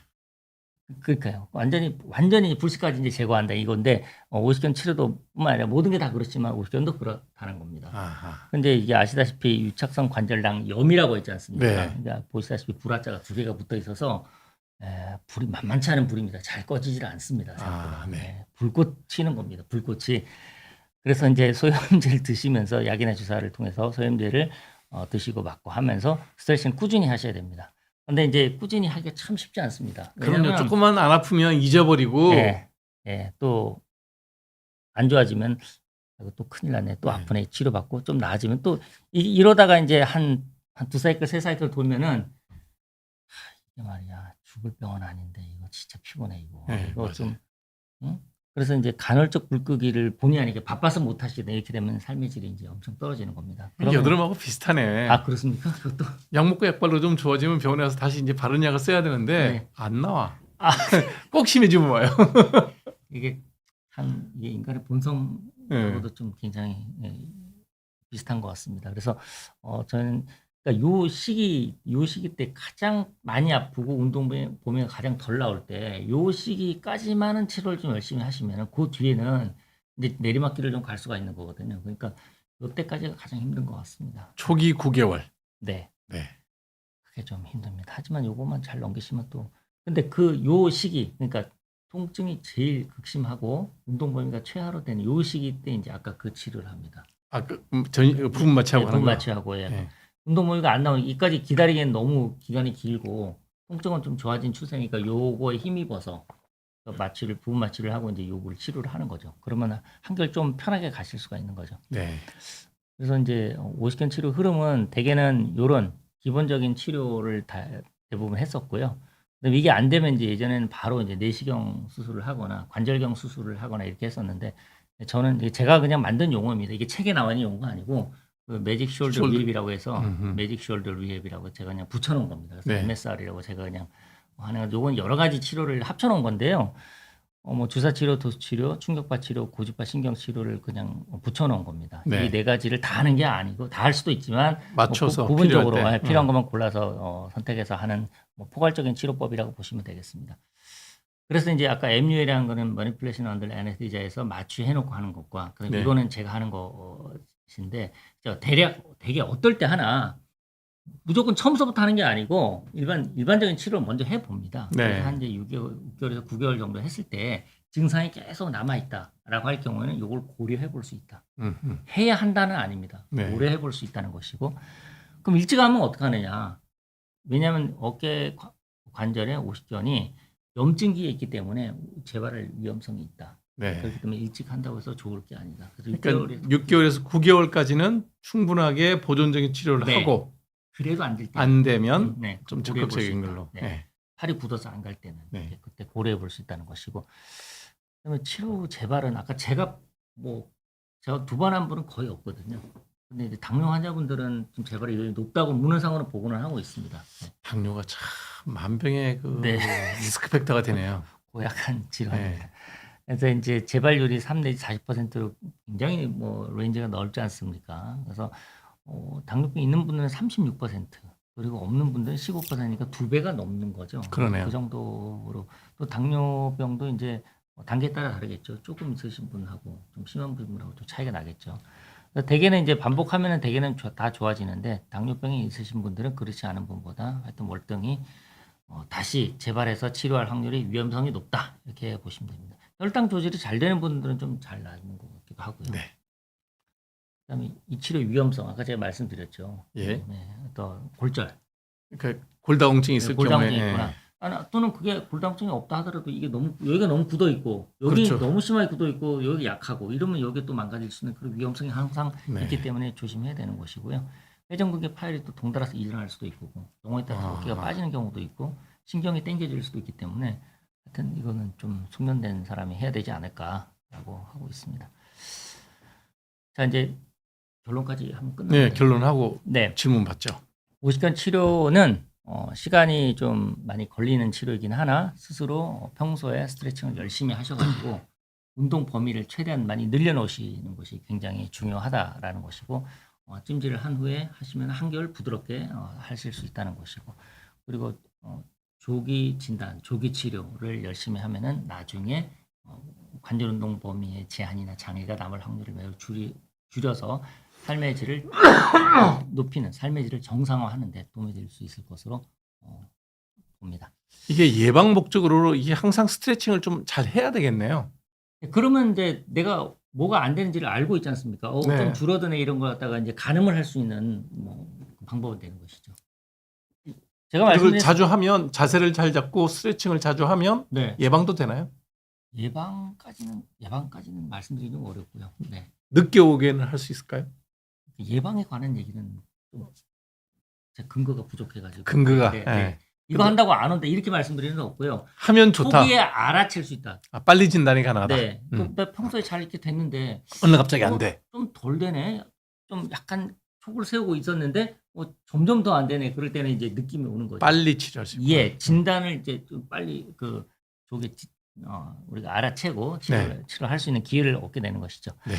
뭐 이런 정도 말씀드리도록 하겠습니다. 네. 지금까지 물론 1시간 아니요. 1시간 20분. 뭐 네. 별로 많이 안 했어요. 여러분들이 아마 이 얘기를 들으면서 자세 얘기부터 시작해서 어깨 관절 스트레칭까지 쭉 들어보셨는데 질문을 한번 받도록 하겠습니다. 어깨도 신경계통이라던데 말초신경과 연관이 있나요? 네, 어깨도 신경이 당연히 지나갑니다. 목에서 내려오는 상완신경총이라는 신경이 어깨의 앞쪽 뒤쪽 뿐만 아니라 가슴 쪽 그리고 날개 쪽 뒤쪽 이쪽으로 해서도 연관이 돼 있습니다. 어깨도 말초신경이 당연히 지나가니까 그쪽에 말초신경이 눌릴 수도 있고 그로 인한 통증이 있는 있습니다. 거죠. 네. 이제 동결경, 우스견과는 직접적인 연관은 좀 적을 수 있습니다. 네. 어깨 관절을 싸고 있는 관절막에 염증이 생기고 굳어 있는 것이 오스견이니까 신경과도 직접적인 연관이 있냐? 이거는 좀 관계가 적다고 볼 수 있습니다. 디스크 같은 경우는 신경을 바로 압박하는 거고, 네. 이거는 염증 때문에 신경이 아픈 거고, 네 그렇게 보면 되겠네요. 김숙자님 몇 년 전 오른쪽 어깨 불편 정형외과에서 50견 판정을 받았는데 왼쪽 어깨도 비슷한 증상이 나타났다. 네, 완치가 될 수 있습니다. 오른쪽 어깨는 예전만큼 많이 안 올라간다는데요. 후유증이 남은 건가요?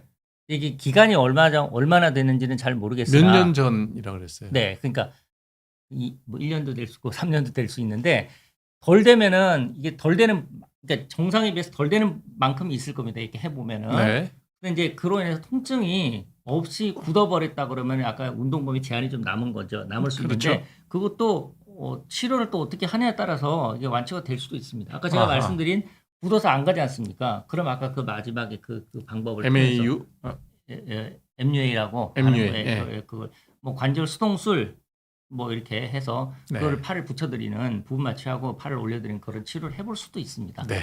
그렇게 하면 여태껏 결과가 되게는 좋았던 것 같습니다. 네.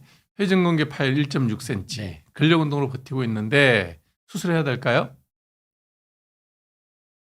네, 요거는 이제 오늘 주제와는 조금 다르긴 아닌데 한데, 예. 회전근개 파열이 1.5cm 그리고 연배가 어느 정도 되는지 모르겠으나 65세 이하의 젊으신 분 그리고 외상이 있었던 분 그런 분들은 경우에는 조기 수술 그리고 어깨를 액티브하게 많이 쓰셔야 되는 분들 운동 많이 하시거나 그런 분들은 수술을 이제 권고를 하고 1.5cm를 넘어가면 수술을 하라고 합니다.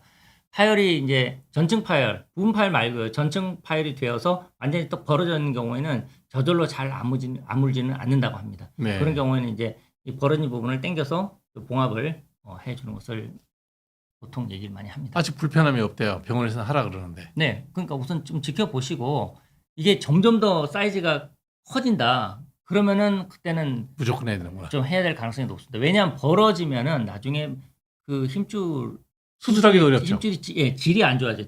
땡겨서 봉합하는 것도 어려움이 있을 수 있습니다. 네.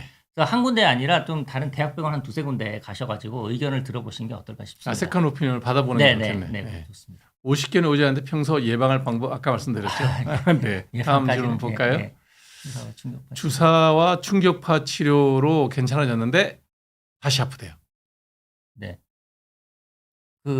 아까 이제 제가 불시 말씀드렸지 않습니까? 끄실 때 덜 꺼졌구나. 확실하게 끄셔야 되는데 근데 지금 증상이 통증이 있으면서 다시 아프잖아요. 통증이 있으면서 운동 범위 제한이 그대로 남아 있는지 그걸 보셔야 됩니다.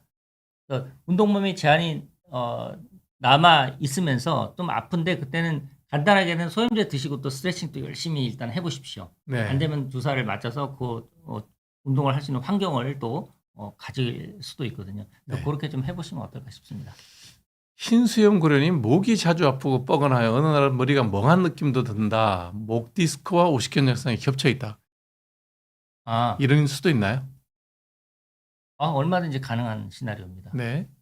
근데 목은 목 디스크하고 오십견은 좀 이제 목과 어깨 자체의 문제이기 때문에 이제 이 목 디스크 있으면 당연히 이게 또 하나의 방사통 또는 연관통 이래 가지고 아래쪽으로 뻗치거나 또 네. 연결되어 있는 부위가 좀 아플 수도 있습니다. 목 디스크 있으면은 팔도 저릴 수도 있지만 또 날개 측 쪽으로 해서 또 통증이 있을 수 있고 그것이 이제 그 어깨 옆쪽까지 내려오게 되면 이게 오십견이 있을 때 아까 제가 어깨 옆이 아플 수도 여기 있다고 했지 아프다고 않습니까? 그랬죠. 예. 이제 거기하고 또 통증을 일으킨 부위가 겹칠 수 있기 때문에 좀 이제 혼란스러울 수 있습니다. 그러나 오십견이 있다고 할 경우에 아까 제가 네 가지 셀프 테스트 들고 올리는 거, 그다음에 야구 선수 공 던지는 거, 그다음 바깥으로 돌리는 거, 그다음에 요 자세. 이분은 진단을 한번 받아봐야 될 것 네. 같은데 그래서- 목 디스크도 진단이 된 것도 아니고 오십견 증상도 본인 느낌이니까 네, 이게 전문의 선생님이 진단을 먼저 한번 네. 받아보는 게 필요할 것 같은데요. 오십견 증상은 아까 제가 말한 셀프 테스트 해보시고 하면 금방 알 수 예, 있는 거니까. 그렇죠. 네. 목 디스크는 목 자체가만 아플 수도 있지만 팔저림이 같이 동반될 수도 있습니다. 네. 그거는 이제 간단하게 엑스레이만 좀 찍어보셔도 예. 분위기는 알 수 있을 것 같습니다. 우선 진단을 먼저 꼭 받아봐야 될 네. 것 같네요. 오른팔에 비해 왼팔이 뭔가 다른 뼈가 만져지는 게 무슨 어디가 만져진다는 얘기인지 모르겠네. 네. 부러지거나 잡으면 왼팔에 팔이- 뼈가 여러 개가 있는데 네. 흔들면 뼈가 아픈 느낌입니다. 아까 왼팔이 50견 말씀드렸잖아요. 50견은 윗부분 팔을 들어 올리는 거 이거 하나, 둘, 셋, 그다음에 넷 이렇게 할 때 적어도 하나 아프다 그러면 통증이 있으면서 운동 범위가 잘 안 나온다 싶으면 그건 50견을 좀 의심해 볼 수가 있겠습니다. 그때 뼈가 아프다 정도면 저거는 관절 뼈에 뭐 이상 있는 경우 아닐까요? 팔꿈치 위인지 팔꿈치 아래인지 네. 그것도 좀 모호하고요. 예. 어쨌든 오늘의 주제가 50견이니까 50견은 분명히 통증을 동반하는 운동 범위 제한이 있다라고 보시면 됩니다. 예, 그거는 방송 보시고 네 가지 운동을 꼭 해보시고요. 뼈가 아픈 느낌이라면 훨씬 다른 병일 가능성이 높지 않을까 하는 생각이 드네요. 네.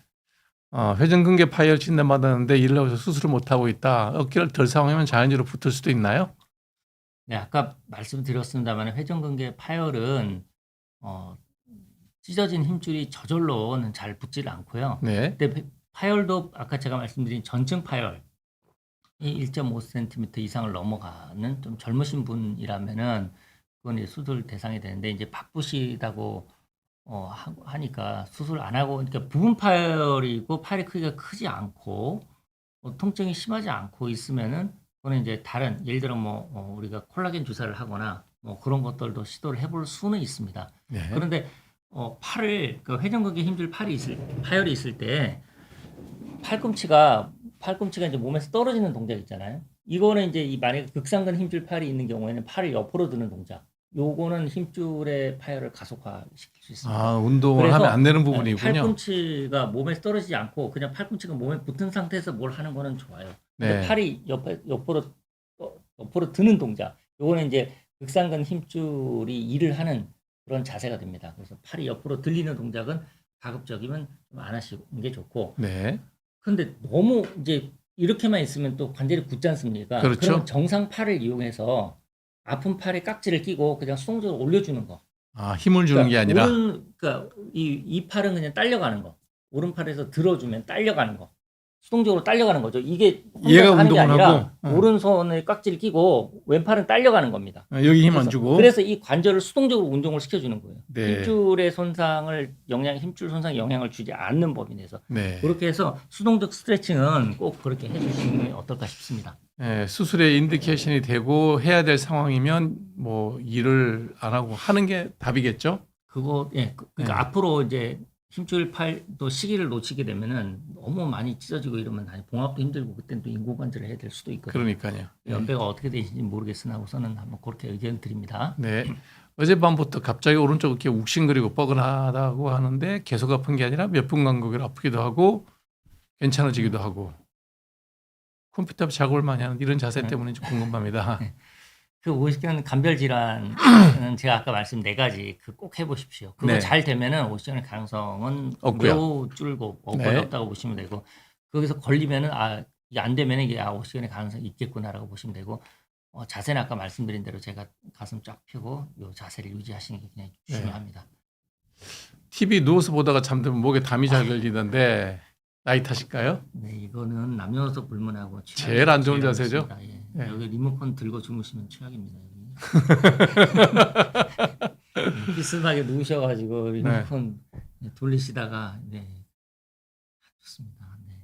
그러면 누워서 유튜브 보는 건 어때요? 뭐 마찬가지입니다. 근데 저는 이제 별일 없으면 제가 일찍 자는데요. 네. 한 뭐 10시 전에 잡니다. 네. 9시 반 정도 되면 자는데 대신 아침에 일찍 일어나죠. 그러니까 자기 전에는 저는 이렇게 영상을 보진 않습니다. 대부분 그냥 그 책 한 줄 읽다 보면 잠이 그렇게 잘 옵니다. 네. 수면제로는 최고죠.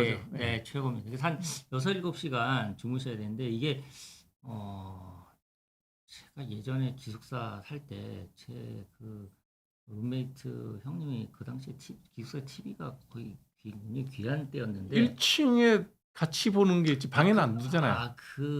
또 그분은 또 TV를 또 구해와가지고 본인이 또 이제 보시다가 TV를 켜놓고 또 주무세요 또. 그렇죠. 그 소리에 같이 깨가지고 새벽에 깨고 나면 영 기분이 안 좋습니다. 그렇죠. 그러니까 이게 주무실 때는 확실하게 주무셔야 돼요. 맞아요. 그러니까 이 눈에 대한 그게 이제 또 결국은 노화와 컨디션하고 다 연결되죠. 직결되는 네, 문제거든요. 맞습니다. 네. 잘 자는 게 참 좋습니다. 네, 맞습니다.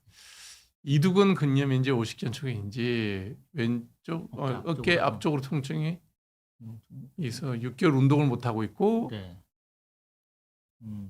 그 이두근 건염, 그러니까 이두근 장두가 여기 있죠? 이 부분입니다. 이렇게 어깨 앞쪽이 이두근 장두인데 근데 이거는 힘줄염이라면은 확실히 쉬어주기만 해도 많이 좋아지십니다. 네. 50견 초기인지는 확실히 50견이랑 50견 치료를 하시면 되고 그 운동을 6개월이면 상당히 많이 쉬고 계신데 전혀 운동을 안 하셨습니까? 제가 그것도 진짜 여쭤보고 싶어요. 저기 운동을- 아이소메트릭 엑서사이즈는 해야 되는 운동 같은데 네, 그거는 하셔야 되고요. 네, 네, 네. 근육은 만들어줘야 네, 되는데 네. 그리고 대개는 6개월이면 엄청 오래 쉬신 건데 이렇게 기본적인 스트레칭을 하시고 근력 쓰는 거는 좀 덜 하시면 대개는 빨리 좋아집니다. 이게. 네. 네. 이두근 근염이라면 저거는 진단은 받았다는 얘기일 거 아니에요? 전문 용어인데 저 이거 정도면 이제 건염인지 50견 초기인지 확실하지 않지만 이두근 건염이 장두가 있고 단두가 있지 않습니까? 네. 숏헤드, 롱헤드가 있는데 건염만 좀 있다 그러면은 대개는 소염제 좀 드시고 시간 지나면 대개는 좋아집니다. 파일이 아니라면 그러니까 6달까지 갈 것 같지는 않은데 조금 어떻게든 간에 무리가 되는 이유가 있거나 뭐 하여튼 그래서 제가 여쭤보고 싶고 6개월 동안 아예 중단을 하고 계신 틈틈이 좀 하셨는지 네. 그것도 영향이 있을 수 있습니다. 일단은 저런 게 초음파 같은 걸 하게 되면 오십견인지 이두근염인지 진단이 간별 진단이 가능한가요? 50견은 아까 제가 말 진찰로도 어느 정도 상당히 알 수가 있고요. 네. 초음파로는 아까 이제 그 위팔 불이인대가 좀 두꺼워져 있는 경우가 있습니다. 그런 거는 간별을 할 수가 있고 이두근 건염도 만약 이쪽이 아프시다 그러면 반대쪽 어깨가 정상이라면은 반대쪽과 비교를 해보면 명확하게 드러납니다. 아하, 네. 우선 더 정확한 진단을 받아봐야 되겠네요. 윤활낭염. 라고 막 50견 초기라 하시던데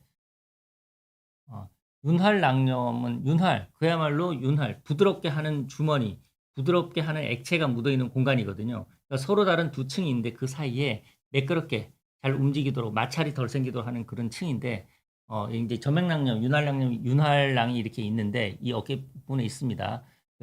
그 삼각근과 그다음에 회전근개 힘줄 사이에 그 층 사이에 있는데 그거라면은 뭐 치료 주사 한두 번이면 대개는 다 좋아질 가능성이 높고요.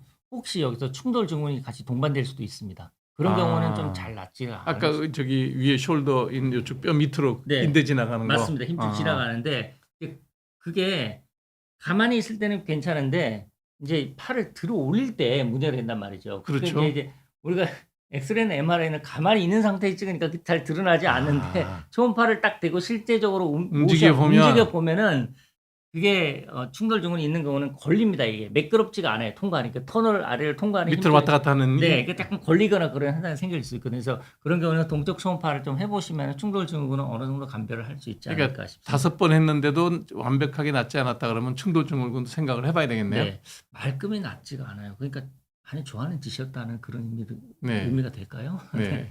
네. 50개는 오랫동안 스트레칭하고 치료도 받아서 낫더라고요. 철봉을 달아놓고 스트레칭했다. 근데 뭐 철봉 완전히 발을 붕 띄어서 하지 마시고 잡고 무릎을 구부린 상태에서 지그시 늘려주는 거. 철봉 잡았잖아요. 공을 잡고 이것이 팔만 지그시 늘려주는 요거는 괜찮습니다. 아 이게 막 이렇게 할 게 네. 아니라 여기서 여기 잡은 상태에서 이렇게 잡았잖아요. 다리가 내려가면 됩니다. 그 상태에서 팔이 이렇게 올려지도록 지그시 이것도 스트레칭이니까. 아 스트레칭이구나. 스트레칭 목적입니다. 그러니까 팔에 힘을 주는 게 아니라 네. 살짝 체중을 밑으로 걸면 손만 잡고 있고 그다음에 다리가 내려가게 되면은 팔이 펴지면서 여기에 늘어나죠. 팔을 들어올리는 효과가 될 거 아닙니까? 그렇죠. 네. 그런 거라고 보시면 됩니다. 네. 유방암 수술 후 팔이 안 올라가는 것. 네. 이거는 그냥 유방 구축이라고 봐야 되지 않을까요? 구축도 되고 이제 림프 부종이 가끔 오는 경우도 있습니다. 그렇죠. 네, 그래서 팔이 다리 정도 사이즈가 되는 분도 혹간 있습니다. 그런 경우는 굉장히 불편하실 수 있고 그 수술 이제 림프절을 절제를 하게 되면 림프 부종이 가끔 오는 경우도 있는데 그 유방암 수술 후에 50견이 오는 경우도 있습니다. 아. 있습니다. 그래서 그 인파 박리하고 막 이렇게 많이 만져서 그런 거예요, 그 부위를? 뭐 정확하게는 모르겠지만 그 수술 후에 그 추적 검사를 합니다. 그 폐경액 검사를 하게 되면은 거기 어깨 같은 경우에 까맣게 이렇게 핫스팟이 나타나는 경우도 있습니다. 그런 거 그렇구나. 50견이 이렇게 발견되는 경우도 있거든요. 네. 근데 그런 경우라도 제가 말씀드린 4가지 그 기준에 네. 해당되는 게 나온다는 네, 얘기죠. 어깨에 요거 하나, 둘, 셋, 그다음에 네. 네, 여기서 요거까지. 제한이 있는지 없는지 그거를 확실하게 체크를 해보시면 됩니다. 그러니까 본인이 할 수 있네요. 그러니까 그럼요. 강의를 잘 들으셨으면 셀프 그 4가지 체크. 셀프 체크를 해보시기 바랍니다. 네. 5년 전에 왼쪽 오십견 치료받고 나왔는데 팔을 올리면 상완근부터 네. 손목까지 저리다. 그러니까 지금도 50견이 있는지는 아마 없을 가능성이 큰데 그때 운동범위 제한이 있으면은 남아 있는 것으로 인해서 좀 이렇게 통증이 생길 수가 있는데 상완근 손목까지 저린다는 거는 이게 이제 신경이 좀 눌릴 가능성이 가장 첫 번째고 또 하나는 그렇죠. 이제 근막이 이게 눌리는 경우도 이게 제한이 있는 경우가 있어요. 그래서 만약에 신경 눌림이 있다라고 한다면은 그 신경 눌림이 어느 부위인지 그걸 풀어주면 될 것이고 근막이 타이트해서 생긴다 그러면은 근막 뭐 치료나 근막 스트레칭이나 이런 거를 좀 하면 어떨까 싶습니다. 네, 피해야 할 팔 운동은 50견 받고 나았는데 50견하고 상관없는 증상이잖아요. 그러네요. 네, 네. 나았다고 하시네. 네. 네. 그 저리는 거는 뭐 팔을 들어올 때 저린다고 해서 뭐 특별히 제한은 없는데 만약에 손목 터널 증후군이 있다라고 그럼 또 손목 터널 증후군 또 이 아래쪽인데 혹시 뭐 그러니까 예를 들어서 말씀드리겠습니다. 손목 터널 증후군이 있다 그러면은 이렇게 요렇게 되는 건 좋아요. 그래서 손목 터널 증후군은 요렇게 되게 되면은 터널이 더 좁아집니다. 네. 그래서 종교와 관계없이 요 자세를 하시면은 여기서 요거를 하십니다. 안으로. 네. 예. 예, 이 귀가 떨어지면 안 됩니다. 그 상태에서 내려갑니다. 아, 아이고. 그것도 쉽지 않습니다. 다 근데 요렇게 하면은 쉽죠. 전혀 운동이 안 되는 거 요렇게. 안으로 예. 돌리고 예. 딱 붙여서 네네. 밑으로. 한번 일어서 보시기 우리 시청자분들을 위해서 일어서 보시기. 이렇게 해서 여기서 안으로 돌려서. 떨어지면 안 됩니다. 예, 네. 이렇게 안으로 돌린 거죠. 네. 안으로 돌린 상태에서 그다음에 내려갑니다. 떨어지려고 그래요, 자꾸. 예, 제가 잡아드릴게요. 아이고.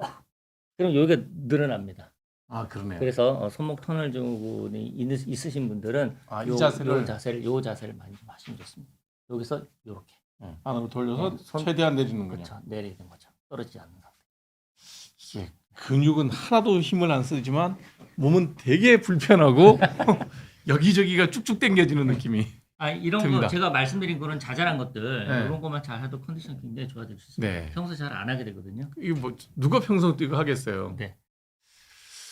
왼쪽 회전 근개 부분 파열, 어깨 충돌 증후군 50견, 오른쪽은 50견. 네. 자, 이거 정리해드릴게요. 왼쪽 회전근개 부분 파열 어깨 충돌 증후군은 같은 맥락일 가능성이 높습니다. 그렇죠. 네. 충돌 증후군이 진행이 되어서 회전근개 파열로 이어질 가능성이 큰데 그거는 충돌 증후군은 아까 말씀드린 대로 자세나 습관이 좀 안 좋은 경우 어깨가 앞으로 말려 있으면은 그 힘줄이 지나는 공간이 더 좁을 수 있습니다. 그래서 어깨를 편한 연습을 많이 좀 하시고 부분 파열된 부분은 아까 제가 말씀드린 대로 전측 파열이 아니라면 수술을 그렇게 권하지는 않습니다. 네, 그렇고 50% 이상 파열된 거라면은 수술적 치료를 좀 고려를 해볼 수 있겠으나 그 50% 이하라면은 수술적 치료는 우선 첫 번째 할 건 아닙니다. 보존적 치료가 맞고요. 그다음에 오른쪽은 오십견. 그건 아까 제가 답을 말씀드렸지 않습니까? 네. 수술은 오십견 가지고 할 일은 거의 없습니다. 결국은 자가 스트레칭을 잘 하고 네. 필요하면 MAU 같은 것들 하고 네, 오십견 때문에 네. 안 되면은 네. 네. 사우나에 도움 됩니다. 스트레칭 하기 전에 하시면 굉장히 그 좋습니다. 사우나 자체가 도는 게 아니라 그 액티브한 스트레칭을 하기 전에 네, 사우나를 하면 푹 불리고 하는 것이고 네. 회전근개 부분 파열은 더 진행되는지 아닌지는 그 주기적으로 모니터링을 좀 하시면 어떨까 싶습니다. 운동하는 법을 제대로 병원에서 배워서 본인이 많이 하면 좋겠네요. 그러니까 회전근개 힘줄 파열인 경우에는 옆으로 극상근 힘줄 파열이 가장 많기 때문에 옆으로 드는 거 옆으로 드는 거를 가급적 안 하셔야 돼요. 옆으로 요 정도 들기 시작할 때 이미 극상근이 활동이 시작을 합니다. 네. 여기서 시작할 때. 그러니까 이건 하면 안 된다는 얘기네요. 네, 옆으로 드는 건 가급적 안 하셔도 여기서 요거만 해야 되겠네. 붙여서 하는 그리고 요거도 가능하죠. 네, 요- 그러니까 팔꿈치가 팔꿈치가 붙어 있어야 되구나. 떨어지지만 않으면 네, 네. 이만큼 할 수 있다. 이렇게 네. 보시면 되겠습니다. 질문이 이쪽에 오는 건가요? 뭐 양쪽 다 있습니다. 아, 예. 밑에 뭐 요즘 몇 달부터 증세가 있고 스트레칭 하고 있지만 순간 아찔 너무 아파서 초음파로는 파열된 건 없고 약간 퇴행성 관절염 있고 오십견 진단 받음. 네. 짜증나신다. 그러니까 오십견은 아까 진단이 정확하게 됐다라고 한다면 네. 그거에 따라서 셀프 스트레칭은 무조건 하시는 거고 30개월은 고생하셔야 된다. 근데 꼭 뭐 그게 그렇게까지는 요즘 뭐 기다리시는 분도 없고 제가 못 기다립니다. 저는. 네. 치료 6개월, 9개월 가시면 너무 힘들어 하시면은 뭐 이렇게 말씀드리고 MU를 하든지 그렇게 하는 경우가 있고요. 파열된 거 없다 그러면 그렇죠. 50견이 정말 짜증 납니다. 이게 계속 뭐 이게 죽는 거는 아니라고 하는데 나는 너무 힘들고 주변에서는 아직도 아프냐라고 물어보면 이게 참 피곤한 일입니다. 그러니까 9개월에서 1년 정도 지나보고는 MAU를 하는 게 낫다는 거죠. 계속 아프시고 또 네, 짜증남 정도 되면 네, 뭐 네. 보존적 치료에 잘 반응이 안 없고, 되면 예, 네. 그런 경우에는 고려해 볼 수 있다는 겁니다. 네. 네. 84세 파킨슨 투병 중인 아버님이 어깨, 연골, 근육 다 닳아서 뼈끼리 맞다 숟가락 들고 힘들어 하시는데 통증 주사를 할 수밖에 없나요? 네. 주사 맞고 물리치료 약 먹어도 네. 통증이 크게 나아지지 않은데 네. 어깨 연골이 다 닿아서 그러니까 힘줄 파열이 되면은 그때 이제는 할 수 있는 거는 이제 인공관절이나 이런 것인데 그래도 어깨는 그 도르래 이용해서 스트레칭 좀 하시는 게 좋습니다. 양쪽 어깨가 아니라 한쪽 어깨만 그렇다 그러면은 나머지 도르래를 이용해서 한쪽을 당기면 이게 올라가지거든요. 그러니까 좀 힘들으셔도 요거를 좀 당겨서 팔이 올라가도록 해 주셔야 됩니다. 아프다고 안 쓰시면 제가 말씀드리잖아요. 더 3주, 굳어버리죠. 4주만 그냥 있는다 하더라도 그냥 굳어버립니다. 그러면 나중에 84세 아주 고연령층이고 파킨슨 투병 중이다. 네. 운동이 액티브하게 가능할까요? 그 파킨슨병이라도 땡기는 거는 가능하실 거예요. 네. 땡기는 거는. 네. 파킨슨병이 뭐 어느 정도인지는 모르겠으나 뭐 이렇게 뭐 떨림이 심하지 않거나 그럼 웬만한큼은 다 하실 수가 있거든요. 네. 네. 스키 타다가 무릎 골절 수술한 뒤 절대 안 타신대요. 뭐 그건 선택 사항입니다. 네. 그렇죠. 그러니까 그도 이제 근데 위험성은 있습니다. 당연히 모든 운동은 내가 다, 잘 네. 하고 있는데 딴 사람이 와서 부딪힐 수도 있죠. 그런 네. 경우도 있는데 뭐 참고하시면 되겠습니다. 네. 골다공증 11월부터 약 먹고 있고 50견 나와서 신경주사 주일에 도수치료 이번 주까지 주의 받았는데 골다공증 상태라 여러 가지로 무서움과 공포가 부담된다.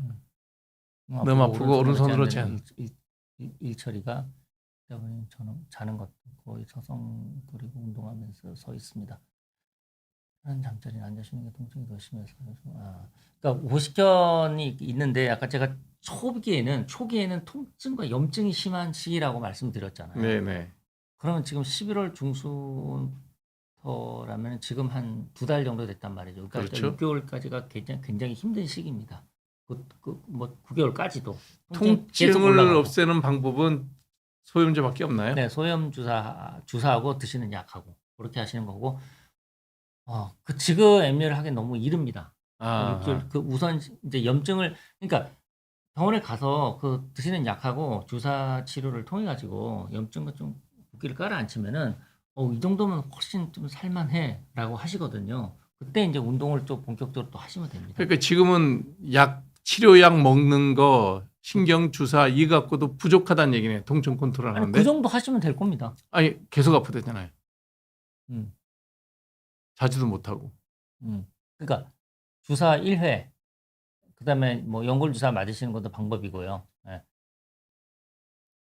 그래서 저는 그렇게 하고 있습니다. 그렇게 하면 환자분이 이제 좀 이제 뭐 처음엔 너무너무 아프고 막 쑤시고 막 너무 힘들었는데 주사하고 나서 좀 이제 나아졌다. 이제 이 정도 운동을 할 만하다라고 하셔가지고 또 한동안 안 보이시다가 또 갑자기 또 오셔가지고 좀 좋아진 줄 알았는데 다시 또 아프다. 이렇게 반복이 될 수는 있을 겁니다. 네. 네, 좀 더 적극적으로 먹는 약, 주사 치료, 신경 주사 치료까지 좀 더 해보시기 바랍니다. 2달이면 지금부터 앞으로 한 6, 7개월은 더 고생할 수 있는 그런 시기이긴 하네요. 네, 가능성이 있습니다. 네. 네. 무거운 짐을 한쪽 어깨로 메고 다닌 후 그쪽 어깨가 저리고 전기옷이 아프다. 흉곽 출구 증후군인가요?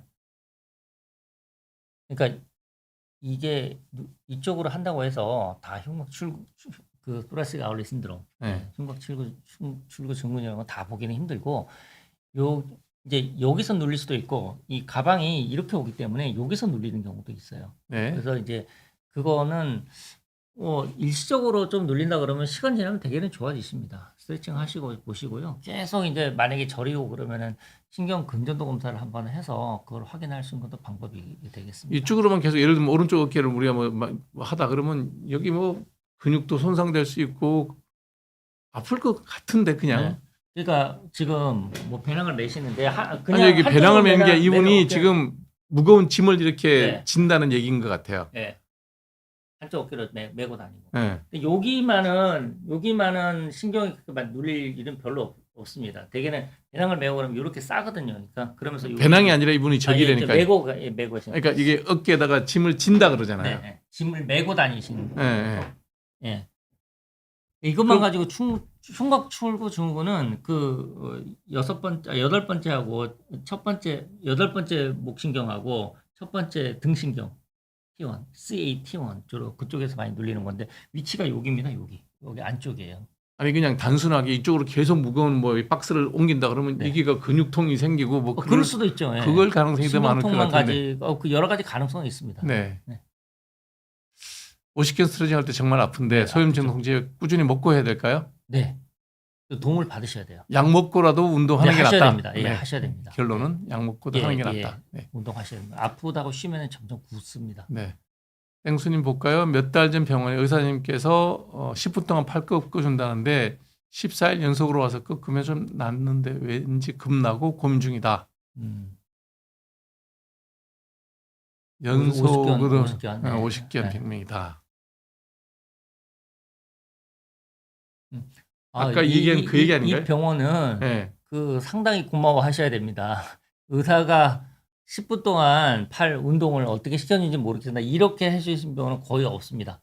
저도 환자분들 10분 동안은 못 해드립니다. 네. 이렇게 한다고 제가 시범 보이고 뭐 연습하시라는 거 알려드리는 것이지 실제로 운동을 제가 10분 동안 그렇게 시켜드리지는 못합니다. 그러니까 저게 이제 패시브한 운동을 네, 패시브, 예. 네. 수동적이죠. 예. 그래서 뭐 제가 보여드리자면 팔이 안 올라가면은 이렇게 해서 뭐 이런 식으로 해서 좀 옆으로 한번 돌아보실까요? 옆으로, 예. 옆에 잘 보이거든요. 여기서 이 안 올라가시면 지렛대를 이용해서 제가 좀 지고 싶습니다. 예. 여기서 조금 더 가는 겁니다. 이런 식으로. 네. 요거 하시고 그다음 요거. 여기서 요거는 잘 되시거든요. 대부분요. 안 네. 되는 게 대부분 요겁니다. 제껴서 가는 요거, 거죠. 요거, 예. 투석 공간 요거. 그러면서 요걸 늘려가는 거죠. 요거 네. 이제 하나씩 만져가면서 주사 치료 후에 제가 가끔 이제 요걸 해드리긴 합니다. 그다음 팔 옆으로 이제 몸통에 붙여서 허리 펴시고요. 네. 예. 그다음 팔 돌리는 거, 요거 늘리는 거, 요거. 지그시. 예. 뭐 그래봐야 저는 한 2, 3분 정도 제가 해드리는 거지 10분 동안 해주신다 그러면 글쎄 그 대단한 선생님 같은데요. 예. 하시는 게 네, 좋겠네요. 하시는 게 좋겠어요. 네.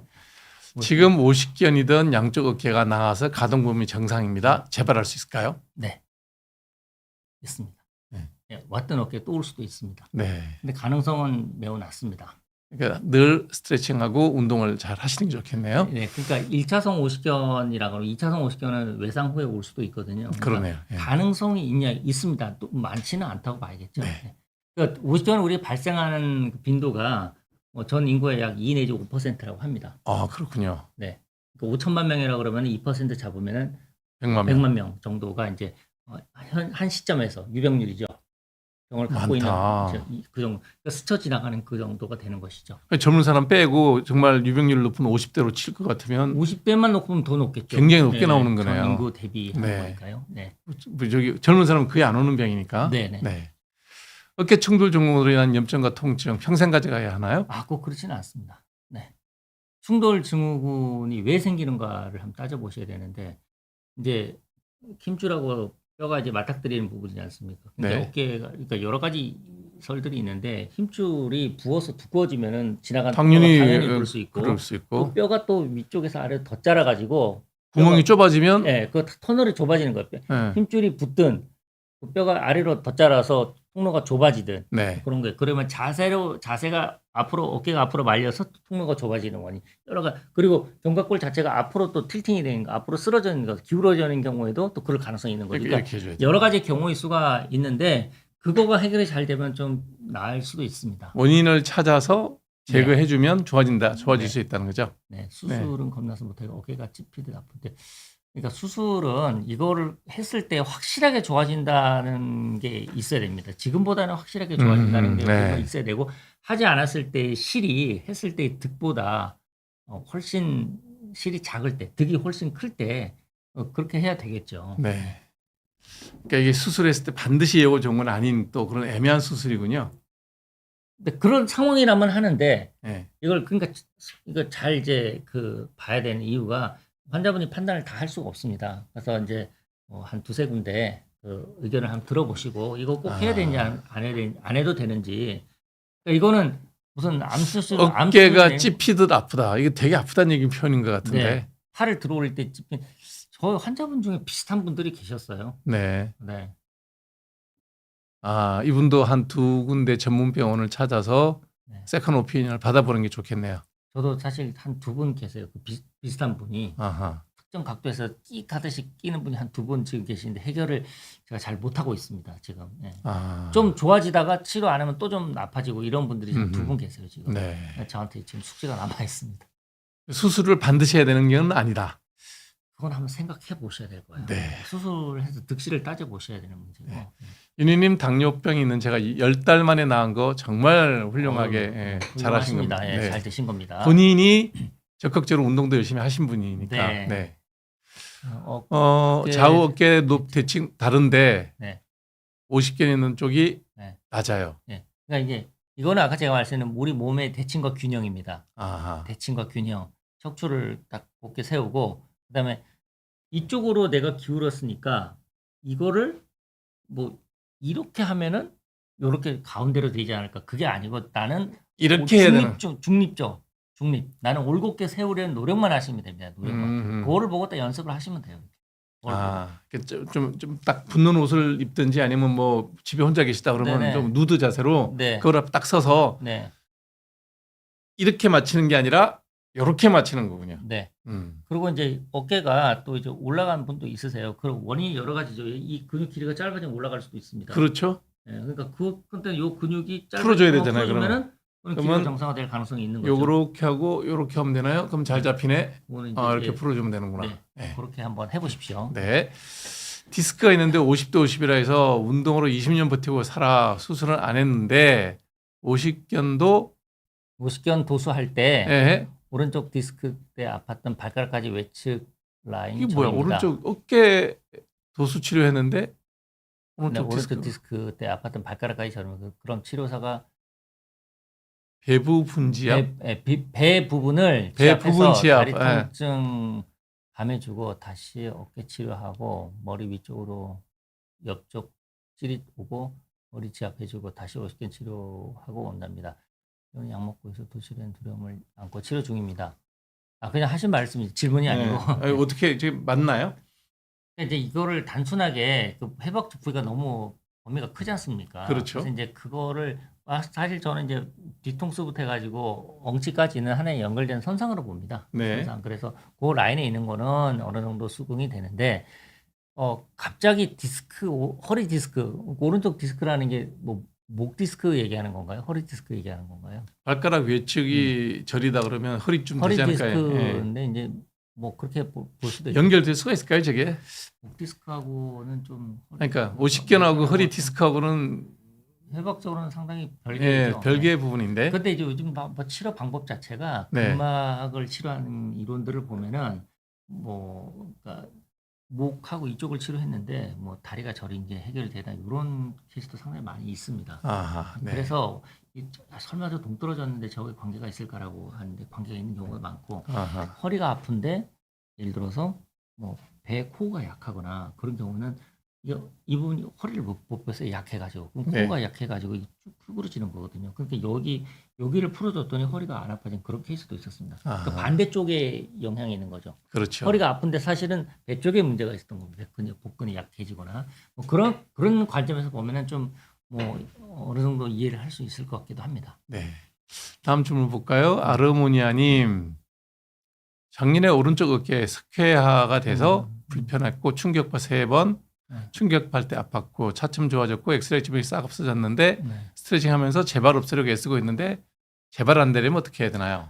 석회성 건염은 예방책은 마땅치는 않습니다, 이게. 아하, 네. 근데 이제 석회가 생기는 그 가설 2가지, 유력한 가설 2가지. 원인이 아니고 가설 2가지가 첫 번째 책에 나와 있는 겁니다. 그러니까 논문에 나와 있는 건데 회전근개 힘줄이 손상이 되었다가 회복되는 과정에서 정상 힘줄이 아닌 석회를 품은 힘줄로 회복이 된다. 그러니까 왜 다친 이후에 회복되는 과정에서 정상이 아니고 석회를 품은 힘줄로 회복된다라는 우리 것이 피부에도 석회가 생기는 경우가 있어요. 그 가설하고 똑같아요. 그렇습니까? 예. 네, 외상에 의해서. 네. 외상. 두 번째, 바람직하지 못한 자세로 인해서 그쪽에 혈액 순환이 덜 된 겁니다. 그래서 부분적 저산소증에 의한 석회 생성. 예. 그러니까 한마디로 외상과 바람직하지 못한 자세로 인한 혈액 순환 장애. 둘 다 할 것 같은데. 그러니까 그게 이제 나와 있는 그 논문에 나와 있는 이제 석회가 발생하는 유력한 가설 2가지라고 네. 했는데 그거에 입각해서 본다면 어깨가 다치지 않게 하고 그다음에 자세를 바르게 하는 게 그나마 예방에 가깝지 않을까라고 이렇게 볼 수 있습니다. 자세 여러분 들으셨죠? 견갑골을 뒤로 딱 붙이고 네. 허리에는 테니스공 2개를 딱 놓고 아유 힘들다. 그래서 그거 제가 지금 개발하고 있는 게 선생님 네. 여기 나와 보세요. 그냥 허리 아니 그냥 엉덩이만 붙여 보세요. 네. 엉덩이만 뒤로. 아니 엉덩이를 뒤로. 엉덩이를 뒤로. 그렇죠. 그 상태 기대해 보세요. 네. 여기가 받쳐주면은 허리가 안 무너진단 말이죠. 의자에도 그거 딱 붙여주면 되잖아요. 그러면. 그래서 의자에 붙이는 것보다는 제가 허리띠처럼 차는 거로 제가. 내가 허리띠처럼 차는 거 앉을 때 그걸 차고. 네. 그거 하지 말고. 의자에 관계 없이 그냥 내가. 그러지 말고 그거를 의자에 붙이세요. 그게 더 훨씬 상업적이에요. 사용자 입장에서는 내가 앉는 의자가 몇 개나 되겠어요. 오래 앉아 있는 의자가. 사무실 아니면 집에 책상인데 그냥 그걸 의자에 붙여주면 되지 맨날 벨트 차고 다닐 수는 없잖아요. 엉덩이 뒤에 뚝 2개 훅 달고 다닐 수는 없잖아요. 하여튼 뭐 의자 부착용으로 의자의 부착용으로. 의자 부착용으로 만들어 주세요. 네. 그럼 의자 이렇게 뒤에 달아 매면 되죠. 그러니까요. 네. 좋겠다. 이거 딱 만들어 주면. 사용자 1번 한믹병입니다. 네. 저랑 같이 개발하시면 됩니다. 네. 공동 개발. 목도 아프고 팔도 아픈데 목 디스크랑 오스키언이랑 어떻게 차이가 나나요? 아까 50견은 제가 말씀드린 대로 어깨 통증이 네. 있으면서 운동 범위에 제한이 있는 이거, 것이라서 4가지 테스트 해보시면 되고 이거 디스크는 이거. 일단 일반적인 증상이 일단 목만 아픈 경우도 있고 목이 아프면서 팔이 저린 경우도 있고 목이 아프면서 날개 축적으로 뻗치는 경우도 있고요. 그 상태에서 목을 뒤로 젖힐 때 신경이 나오는 통로가 눌려가지고 신경이 지나가는 통로가 자극이 되거나 또는 척수신경 부위가 눌려가지고 목 뒤로 젖힐 때 그냥 아파서 못하는 경우가 있습니다. 그럴 경우는 목 디스크를 의심해 볼 수가 있고 2개는 완전히 다르죠. 네. 그래서 이제 증상은 비슷하게 나타날 수도 있어요. 이게 아픈 부위는 어깨나 이쪽으로 팔 쪽으로 타고 내려올 수 있기 때문에 목 디스크가 의심이 된다 그러면 바른 자세 기본입니다. 그거 하시고 그다음에 목 엑스레이 좀 찍어 보시면은 어느 정도 윤곽이 나옵니다. 네. 잘못 자고 일어날 때 담 들렸다 그러면서 보면 이게 막 뻣뻣하게 붓는 경우가 있거든요. 네. 저거 뭐예요? 근육의 문제인데요. 저 나이 먹으니까 자주 그래요. 그런데 정말 동의하거든요. 그러니까 이게 그 아까 제가 말씀드렸잖아요. 일단 뭐 뭉친다, 뭐 고개가 안 돌아간다, 뭐 이런 맞아요. 분들 고개 안 있거든요. 돌아가요. 예. 심하게 오신 분들은 우선 온찜질 하시고 네. 그냥 소염제 좀 드시고 네. 그냥 주무르세요. 아, 제가 아까 말씀드린 그 근육 세 가지를 환자분들이 하나 정도는 이렇게 이거는 할 수 있어요. 이거는. 갈 수가 있는데, 근데 보세요. 제가 여기를 보여드리잖아요. 네. 여기 저를 보세요. 제가 이렇게 하면 여기 도드라지지 않습니까? 네, 네. 이게 소리가 날 정도로 해야 돼요. 아, 아프게. 보세요. 아이고, 어우, 안 아파요? 소리 들리세요? 네. 이 정도 하라는 얘기 아니에요. 소리 나게. 좀 요 정도 되죠. 요 정도. 그러니까 여기서부터 근육 시점이 여기잖아요. 그렇죠. 시점부터- 귀뒤부터 시작해서 예, 쭉 내려오면서. 이 대각선 내려오지 네. 않습니까?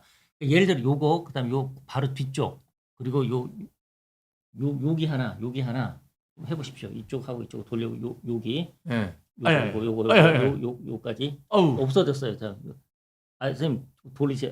요거 어우. 요거 하고 네. 그다음에 요거 하시고 그다음에 요거. 그러면 왼쪽에 3개 정도 아까도 말씀드렸지만 왼쪽에 3개, 오른쪽에 3개 정도 있거든요. 네. 그걸 그러니까 환자분이 구체적으로 근육을 잡기 힘들면 아니, 이게 대충 이렇게 조물락조물락 네. 하라는 얘기네. 네. 따뜻하게 해주고. 따뜻하게. 그러면 웬만큼 좋아질 겁니다. 네. 오십견 진단받고 주사는 2번, 수시로 도수치료, 현재는 PT. 네. 활동에 제약이 있습니다. 아직까지. 움직임에. 네. 스스로 스스로 좀- 좋아진다고 했는데 맞을까요? 네, 오십견이 동결근이 있으면은 대개 한 60-70%는 시간이 지나면 저절로 좋아집니다. 근데 이제 20-30%는 그렇지 않을 수도 있다라는 겁니다. 네. 그래서 아까 제가 말씀드린 스스로 하는 스트레칭 많이 하십시오. 스스로 하는 스트레칭. 아까 말씀드린 거. 네. 강의 그거 1시간 네 가지. 20분에 걸쳐서 했기 때문에 네, 여러분 그거 다시 다. 돌려서 보세요. 네. 그거 열심히 셀프로 하시고 그다음에 어떤 제한인지를 한번 보십시오. 그러니까 이렇게 제한이 있다. 그러면은 자, 여기를 이거, 넓혀주는 거. 그다음에 바깥으로 이거, 요거. 그다음에 이거, 그다음에 요거. 네. 어. 그렇게 일단 스트레칭 하시고 계속 네. 아프시면 그러니까 많이 아프지 않으시면은 그냥 셀프 재활 하시면 됩니다. 네. 오른쪽 갈비뼈 부상으로 3달 동안 오른팔을 사용하지 않았더니 스트레칭 하면 돌아올 거야? 열중셔 자세가 불편하다? 네, 스트레칭 하시면 됩니다. 어떤 스트레칭을 해야 되나요, 저거는? 갈비뼈 안 되는 자세가 있을 거 아니에요. 열중셔. 네. 그러니까 열중시어 자세가 불편한데, 네. 그러니까 이 자세, 네. 자세. 이게 안 된다. 그럼 이거 해야 되겠네. 수건으로 당기기? 네, 그거 이게 안 되니까 네. 이쪽 해가지고 수건으로 이렇게 잡아서? 이렇게 잡아 당겨 되죠. 네. 이렇게 해서 이렇게 당기면 제가 해볼게요. 당기면 자, 올라가죠. 이렇게 해서 당겨주는 겁니다. 반동이 아니라 지그시 네, 당기고. 지그시 여기서 당겨주는 거죠. 네, 수건으로 여기서, 연결해서. 그렇죠. 네. 지그시 당겨주는 겁니다. 반동을 주시면 안 돼요. 네. 팍팍이 아니라 쭉 당기고 있는 겁니다. 쭉 네. 당기고 있는 네. 거예요. 네. 목 스트레칭은 어떤 뭐가 게 좋을까요? 때문에 어깨 정말- 통증. 목 스트레칭은 문제가 없는 분이시라면은 네. 6가지 방향이 있습니다. 네. 고개를 지그시 숙이고 하나, 그리고 뒤로 드는 거 둘. 다시 중립하시고 그다음에 좌우로 도리도리 셋, 넷. 도리도리. 좌회전, 그다음에 중립, 우회전. 됐죠? 다시 중립하시고. 이거 할 때 네. 소리가 나거든요. 나이가 들어서 그렇죠. 좀 날 수는 있죠. 뭐. 뚜두둑 뭐 소리도 너무 나고. 개의치 마시고요. 그거. 네. 네. 그다음에 마지막으로 왼쪽으로 기울이고 이렇게 기울여 주세요. 네. 아이고 소리가 난다. 네. 그다음에 또 천천히 지그시 기울이시고. 그러니까 목을 꺾는 게 아닙니다. 네. 반동 줘서 확 꺾는 게 아니고 지그시 가는 지그시. 거예요. 네. 천천히. 그렇게 목을 그 6가지 동작으로 음. 좀 나눌 수가 있습니다. 그래서 그걸 한번 해보시는 게 어떨까 싶습니다. 네. 이렇게 상담을 하면 뭐 시간이 되게 늦어질 것 같아요. 요 질문까지만 여러분 상담해 드리겠습니다. 피터님 왼쪽 팔을 올리면 겨드랑이 짚은 근육이 땡기고 아픕니다. 50대 갱년기 사무직 직장맘 스트레칭 자세 좀 알려주세요. 잘 때도 웅크리고 자는 자세가 습관이 있고 오른쪽 어깨가 아파서 몇 년 동안 통증외과 가서 나왔습니다. 주사 치료해서 나왔습니다. 네. 왼쪽은 다른 증상으로 겨드랑이랑 어깨로 넘어가는 쪽인데가 네. 이게 그러니까 지금 아까 이분이 아. 말씀하신 게 팔을 제가 아까 셀프 체크하는 포인트 있지 않습니까? 네 네. 가지 쭉 올려보세요. 또 같이 올려보세요. 이쪽 같이. 예, 좌우 같이 대칭으로 올려서 좌우 대칭 어깨를 딱 되는지. 귀에 붙이고 네, 기지개도 한번 이렇게 깍지 끼고 뒤집어서 한번 해보시는지. 그리고 귀보다 여기 보시면 귀보다 좀 뒤까지 갑니다, 그죠? 귀보다 뒤까지. 그렇죠. 네. 귀보다 선생님 지금 이제 등을 너무 뒤로 뻗치고 계세요. 그래서 이게 좀 더 가시. 몸통을 지면의 직각으로 만드셔야 되는 거죠.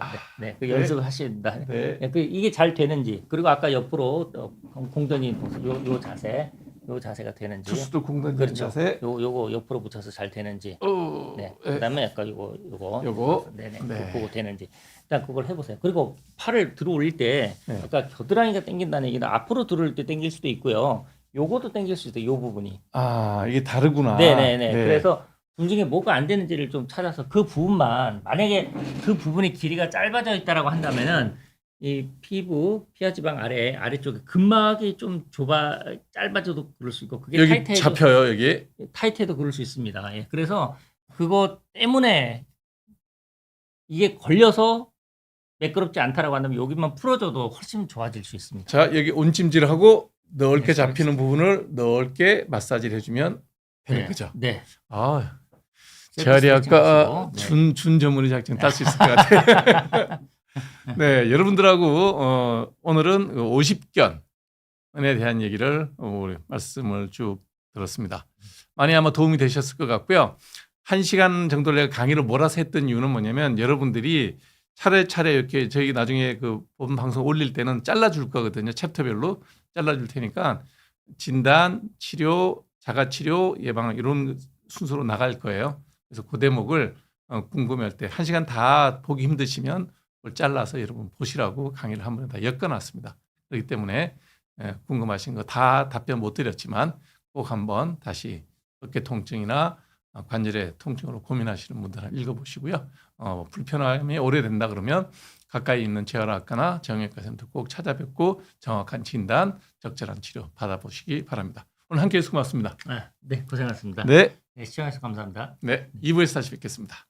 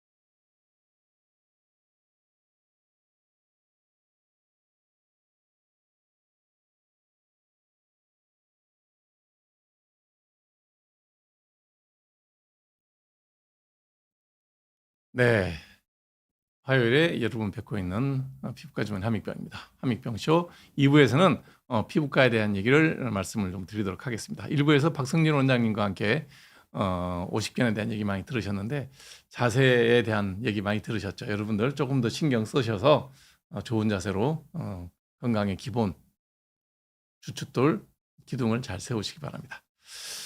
2부에서는 동상에 대한 얘기를 좀 하겠습니다. 올겨울은 뭐 추위라고 한 2번 있었나요? 잠시 춥고 지나가 버렸는데 겨울 장사 하시는 분들한테는 굉장히 안 좋은 일이긴 한데 이것도 뭐 기후 온난화 현상 때문에 그런 건지 어떤지 모르겠습니다. 하여튼 추울 땐 춥고 더울 땐 더워야 일상을 살아가는 생활하시는 모든 분들, 경제활동 하시는 모든 분들 좀 편할 텐데 그래도 어찌됐든 뭐 등산도 가시고 스키도 타고 그러시니까요. 오늘은 겨울에 흔히 생길 수 있는 동상에 대한 말씀을 좀 드리도록 하겠습니다.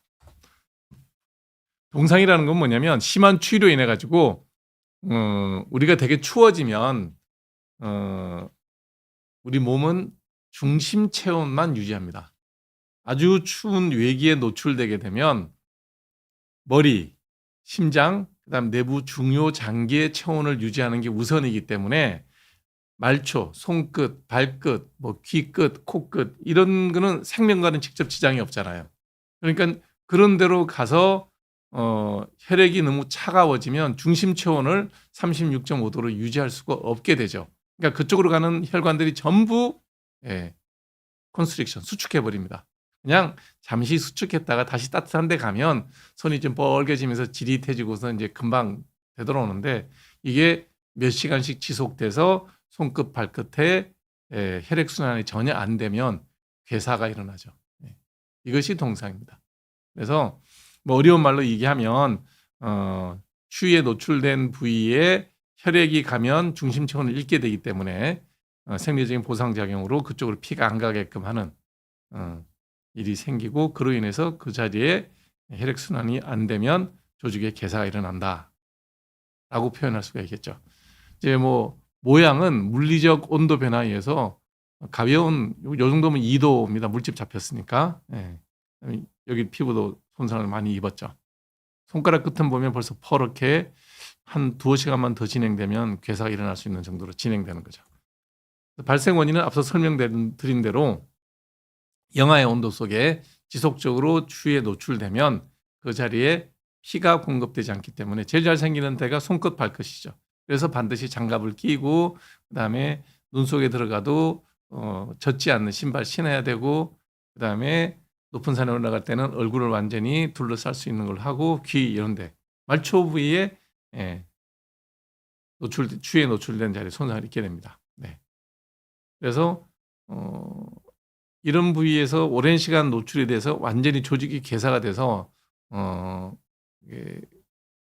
괴사가 일어나게 되면 그건 이제 잘라내게 되죠. 단계별로 한번 나눠볼게요. 1도는 물에 뜨거운 물에 의해서 입는 손상하고 똑같습니다. 그냥 약간 빨개지고 붓고 시간 지나면 회복되는 우리 가볍게 물에 튀게 되면 뻘개졌다가 물집 안 생기고 좋아지죠. 그래서 2도는 물집이 생기는 겁니다. 그래서 피부 표면에 표피, 진피의 상부까지 완전히 손상이 돼서 물집까지 잡힙니다. 3도는 그냥 물집이 아니라 진피 깊숙한 곳까지 손상을 입기 때문에 진피 아주 깊은 곳에 손상을 입기 때문에 혈관이 터집니다. 그래서 피부 색이 보라색 혹은 짙은 잿빛 이런 식으로 변화하게 되죠. 4도 화상을 입게 되면 표피, 진피, 피하지방 상층부까지 완전히 괴사가 일어나서 검은색으로 변합니다. 그리고 딱지도 생기고요. 왜냐하면 안에 심부 조직까지 완전히 손상을 입었기 때문에 뼈까지 아프죠. 그러니까 관절통이 심해지고 치료 방법은 이런 경우에는 뭐 방법이 없습니다. 절단하게 됩니다. 우리가 가끔 히말라야 등반 갔었던 분이 뭐 이렇게 조난을 당해서 다시 생활을 하기는 했는데 심한 동상을 입었다. 이게 이제 이런 4도. 이게 화상도 똑같습니다. 전기 고압선에 감전돼 4도 화상이 있게 되면 이런 식으로 변화가 똑같이 나타납니다. 조직의 괴사로 인해 생기는 거죠. 그래서 우리가 보통 이제 일상에서 우리가 겪는 거는 1도, 2도가 전부죠. 우리가 뭐 특별하게 멀리 원지 산행이라든지 뭐 이러지 않는 한 대개는 좀 조심하지 않아서 우리가 동산 입는다 그러면 1, 2도 정도가 되죠. 예. 그리고 되게 피부과에서 보는 것도 그 정도고요. 3도가 넘어가면 외과에 가야 됩니다. 가벼운 경우에는 따뜻하게 해주면 돼요. 반드시 장갑을 끼야 되고 마사지 해주고 그러면 되게 좋아지고요. 약간 따뜻한 물, 한 40도 온도 정도의 미온수에다가 담궈서 마사지 해주면 되고요. 3, 4도가 넘어가게 되면 피부 이식, 4도가 되면 절단을 해야 되는 이런 불행한 일이 벌어질 수가 있습니다. 그래서 우리나라에서만 벌어질 수 있는 동상이다 그러면 스키 탈 때 젖은 상태로 이제 계속 열중하다가 보면 손끝 발끝에 동상을 입을 수가 있고, 그다음에 이제 눈 많은 산에 뭐 한 10시간 이상 종주한다든지 그렇게 되면 그 사이에 또 발끝, 손끝 젖은 장갑. 그래서 산에 가거나 스키 탈 때는 방수가 잘 되는 그런 장갑이나 신발을 신어야 됩니다. 그런 경우에 이제 1, 2도 화상이 생긴다 그러면 뭐 내려오면 급하게 치료하게 되면 3, 4도로 진행되는 경우는 거의 없다고 봐도 되죠. 그래서 동상이 발생했을 때 물집이 생겼다. 우리는 그 화상 때도 그렇고 뭐 동상 때도 마찬가지. 화상 물집은 터뜨리지 않는 게 좋아요. 그대로 유지할 수 있으면 유지하고, 그다음에 사이즈가 너무 커서 도저히 그냥 둘 수 없다 그러면, 예를 들면 이제 여기에 물집이 생겼다. 그러면 우리가 이제 걸어 다닐 때 이런 식으로 걷잖아요. 그래서 요 앞쪽으로 중력 방향 끝에다가 아주 깨끗하게 소독된 그 의료용 니들 같은 걸로 물집을 살짝 터뜨려서 잘 눌러서 안에 있는 진물을 다 빼내고 약간 컴프레션 눌러주는 압박품 테이프링 같은 걸로 이렇게 딱 붙여놓으면 물집이 잘 아물죠. 네, 그런 식으로 하는데 그거는 기본적인 전제 조건은 본인이 할 일은 아니다. 네. 외과나 피부외과를 할 수 있는 데서 그렇게 해주면 좋죠. 일단 응급처치는 따뜻한 물에 들어가서 씻는 겁니다. 네, 따뜻한 물에 몸을 담그는 거죠. 네. 이게 제일 좋은 방법입니다. 이렇게 손만 담그는 게 아니라 가능하면 한 37, 8도, 40도 정도 되는 온도의 물에 몸을 다 담그고 마사지 할 수 있는 부위에 전신 마사지를 해주면 혈액순환이 좋아지면서 진행되는 걸 막을 수가 있죠. 그리고 동상부에 직접적 불을 쬐며 따뜻하게 하는 건 좋은가요? 뭐 아주 가까이 가서 화상 입지 않는 정도라면 따뜻하게 할 수 있는 어떤 방법이든지 하는 게 좋죠. 예를 들어서 내가 조난을 당했다, 산에 들어가 있다, 뭐 달리 어떨 방법이 없다 그러면 모닥불을 피우고 그 앞에서 말리고 하는 게 좋죠. 가끔 이제 우리가 그 자연보호 때문에 산에 갈 때 전부 다 이렇게 입구에서 국립공원 같은 데 들어갈 때 되면 그 불, 특히 라이터 같은 건 놓고 가라 그러거든요. 근데 저는 거기에 대해서 반대입니다. 왜냐하면 산에 가서 예를 들어서 내가 뭐 마을 뒷산 500m짜리 올라가는데 그런 거 필요하지는 않겠지만 지리산, 그다음에 설악산, 한라산, 뭐 그다음에 덕유산 이런 데 들어가면요. 조난 당하면 라이터를 손에 쥐고 있으면 살 수 있어요. 그냥 불을 붙일 수가 있으니까. 뭐 불 나지 않게, 산불이 나지 않게끔 안전 장치는 갖춰야 되겠지만 조난 당했을 때 예를 들면 한 5시간 정도는 내가 버텨야 된다. 나무 긁어 모아서 이렇게 눈으로 두덩을 만들고 그 안에서 불만 피워 놓을 수 있으면 살아요. 살 수 있어요. 근데 아무것도 없다. 우리가 뭐 나는 자연이다 이런 데 보면 막 이렇게 불을 만드는 걸로 나오는데 불가능하거든요. 그래서 저는 산에 올라갈 때 절대로 겨울 산행은 4인 1조 아니면 가지 마라. 그다음에 4인 1조를 가야 되는 이유가 한 명이 조난다면 두 명이 업고 와야 되거든요. 한 명이 조난을 당하면 두 명이 보조를 해야 되잖아요. 한 명이 한 명을 못 업고 옵니다. 산에서는. 그래서 4인 1조가 돼야 한 명이 잘못되면 두 명이 보조를 하고 나머지 한 명이 연락을 하든지 짐을 드든지 뭐 어떤 구조를 요청할 수가 있죠. 그렇기 때문에 한 팀이 올라가면 라이트 하나는 갖고 올라가야 된다. 절대로 쓰지는 말아야 되지만 조난당했을 때는 그 하나가 생명을 구할 수도 있다. 라는 생각이 저는 등산의 에티켓이라고 생각합니다. 네. 동상 부위에 냉찜질을 해서 부기를 가라앉히는 게 도움이 될까요? 아니요. 아닙니다. 일단 따뜻한 물에 넣어야 됩니다. 부기는 중요하지가 않아요. 예, 부기는 중요하지 않고 혈액순환이 제일 중요하기 때문에 일단 따뜻하게 하는 게 좋습니다. 동상에는 어떤 성분의 연고를 바르나요? 이게 뭐 동상을 연고를 바르서 해결할 건 아니고요. 1도 같은 경우에는 뭐 그냥 자연 회복이 되죠. 예. 그다음에 2도에 물집이 생겼다 그러면 항생제 연고를 써야 됩니다. 드레싱 잘 해야 되고. 3, 4도도 역시 마찬가지고요. 예. 혈액순환에 도움이 되는 여러 가지 치료를 하게 되죠. 외과에서 하게 되는데 예,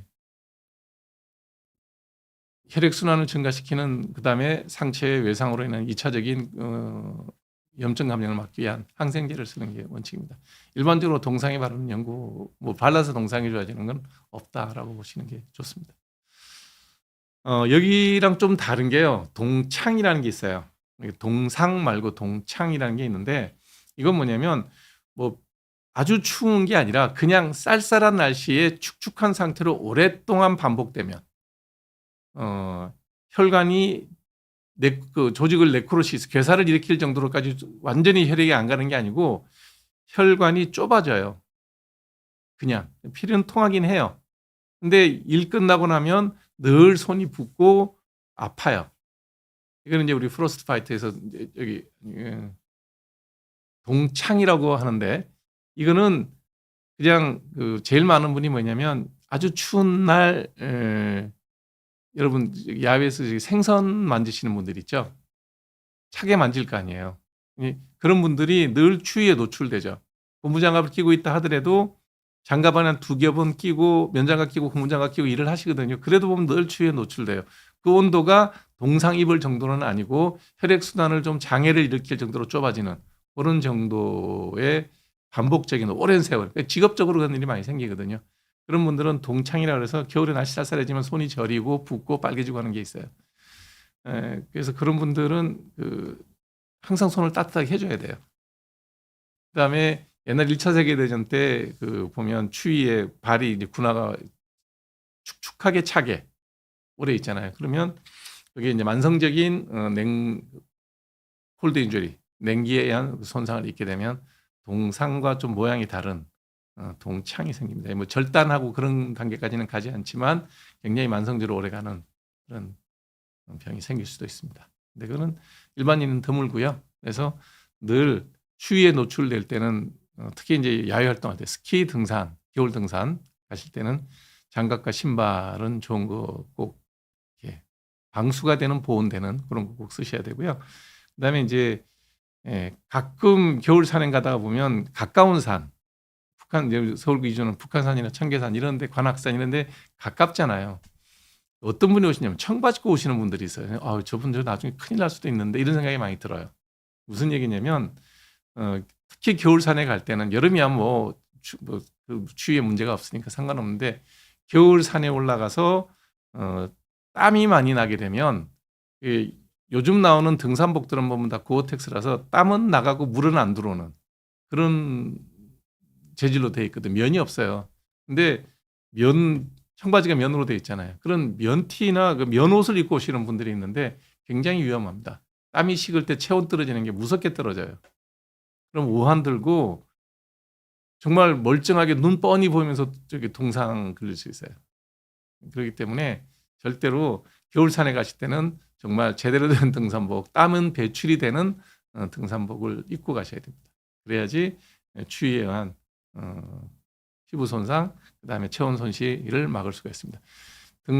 겨울 등산 청바지 입고 가다 오시면 100% 감기 걸립니다. 절대로 그러면 안 됩니다. 땀이 잘 빠지는 그런 땀이 차지 않는 등산복을 입으셔야 됩니다.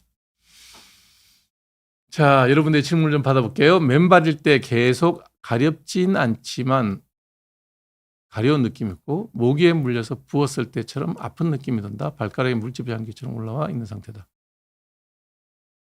이유 없이요? 추운데 노출됐다 그러면 충분히 동상을 의심해 볼 수가 있는데 그런 히스토리가 있는지 모르겠네요.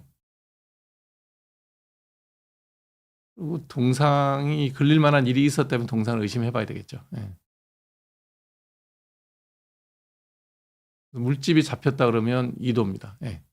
근데 뭐 그냥 일상생활에서 이런 일이 그냥 생겼다 그러면 동상은 의심할 수가 없죠. 이제 아주 찬 온도에 노출된 적이 있는지 없는지 히스토리를 봐야 되겠습니다.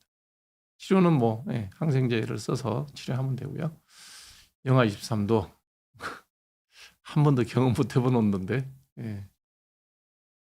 제가 산행을 가도 영하 23도는 겨울 산에 가도 우리나라에서는 지리산이 제일 추울 텐데 그 정도는 아닌 것 같아요. 아, 편도결석이요? 이제 드래그님이 연세 나이가 어떻게 되는지 모르겠는데 편도결석 때문에 꼭 수술을 해야 되지는 않을 거예요. 이비인후과에서만 상의를 해봐야 되겠지만 결석만 이렇게 그 포셉으로 제거해도 되거든요. 구치는 심해요. 근데 편도선 제거 수술의 성인의 경우 인디케이션은 그거보다는 편도가 커서 결석이 문제가 아니라 편도가 너무 커서 중이염을 유발한다든지 뭐 그런 2차적인 일이 아니려면 잘 안 하죠. 왜냐하면 이게 전신 마취거든요. 2주간은 아니지만 일단 전신 마취를 해야 돼요. 일주일 정도는 고생을 해야 되죠. 그래서 꼭 해야 될지는 이비인후과 가서만 상의하시고 편도결석은 그냥 좀 불편하지만 저게 뭐 막 어제 생겼다가 오늘 뺐는데 내일 또 생기고 그건 아니고 몇 달에 걸쳐서 생기거든요. 그렇기 때문에 그 이비인후과 선생님한테 가서 그때그때 제거해도 큰 문제는 없습니다. 강아지와 신발 안 신기는 게 좋죠.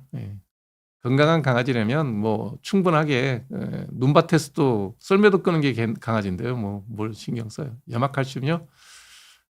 그냥 데리고 갔다가 나와서 집에 들어와서 한번 이렇게 물로 씻어주는 게 전 낫다고 생각합니다. 되게 쿠션이 두꺼워요. 그 발바닥이. 굳이 신기는 물 많이 봤는데 굳이 그럴 필요 있나? 한번 씻기면 되는데 저는 그렇게 봅니다. 그리고 이게 발톱이 노출되는지 어떤지 모르겠는데 발톱까지 완전히 하면 애들 걷기 힘들어요. 강아지들이. 발톱을 찍어야 되거든요. 땅을 이렇게 탁탁 이렇게 탁탁 찍어야 되는데 못 찍으니까. 보자. 겨울철에 잘 붙는 다리가 잘 붙는데 발목부터 종아리까지 피부색이 붉게 변했다고요? 동상? 혹시 저기 치마를 입으시면서 발 밑에다가 저기 두지 않나요? 뭐라 그러지? 전열기를 두지 않나요? 그거일 가능성이 더 많은데요. 이게 저온 화상이라 그래서 열성 홍반이라 그래요. 그러니까 화상 입을 정도의 온도는 아니고 그냥 적외선이 피부에 직접 노출돼. 요즘 보면 이게 저기 스커트 입고 오신 분들 보면 책상 밑에다가 이렇게 가로로 된 전역에 조그만한 걸 놓고 있는 분들이 있더라고요. 근데 그렇게 직사 적외선을 쬐으면 피부에 혈관이 늘어나면서 뻘개져요. 발목부터 종아리까지. 신발 신는 부분 제외한 스커트 입었을 때 생길 수 있는 열성 홍반일 가능성이 있지 않나 싶어요. 붓기도 있을 수가 있어요. 그게 아니라면 그냥 붓기가 자주 붓게 되면 임파 부종이 있으면 저렇게 될 수도 있어요. 그거는 직접 봐야 될 것 같습니다. 겨울이 되면 유난히 간지러워 미칠정에 보습연수 발라도 동상은 지금 오늘 내가 동상의 말씀을 드렸지만 일상생활 하시는 분은 거의 없다고 보셔도 돼요. 피부가 가렵다 그러면 겨울이라 그러면 건성 피부면 제일 많아요. 피부가 말라서 그래요. 잘 마르잖아요. 여름에 장마철에 옷 말리는 거 하고 겨울철에 빨래 말리는 거 하고 말려보시면 잘 마르잖아요. 겨울에. 습도가 낮아서 그렇거든요. 우리 샤워도 하고 나면 피부가 금방 말라요. 그러면 가려움증이 잘 생기죠. 샤워는 5분 이내 끝내시고요. 비누질은 손바닥으로만 하세요. 그다음에 뭐 필요하면 로션 바르시고요. 그래도 안 된다 그러면 뭐 바르는 약을 써야 되겠죠. 목욕 습관을 고치셔야 될 겁니다. 무좀하고 동상은 아무런 연관관계 없습니다. 아무런 연관관계 없어요.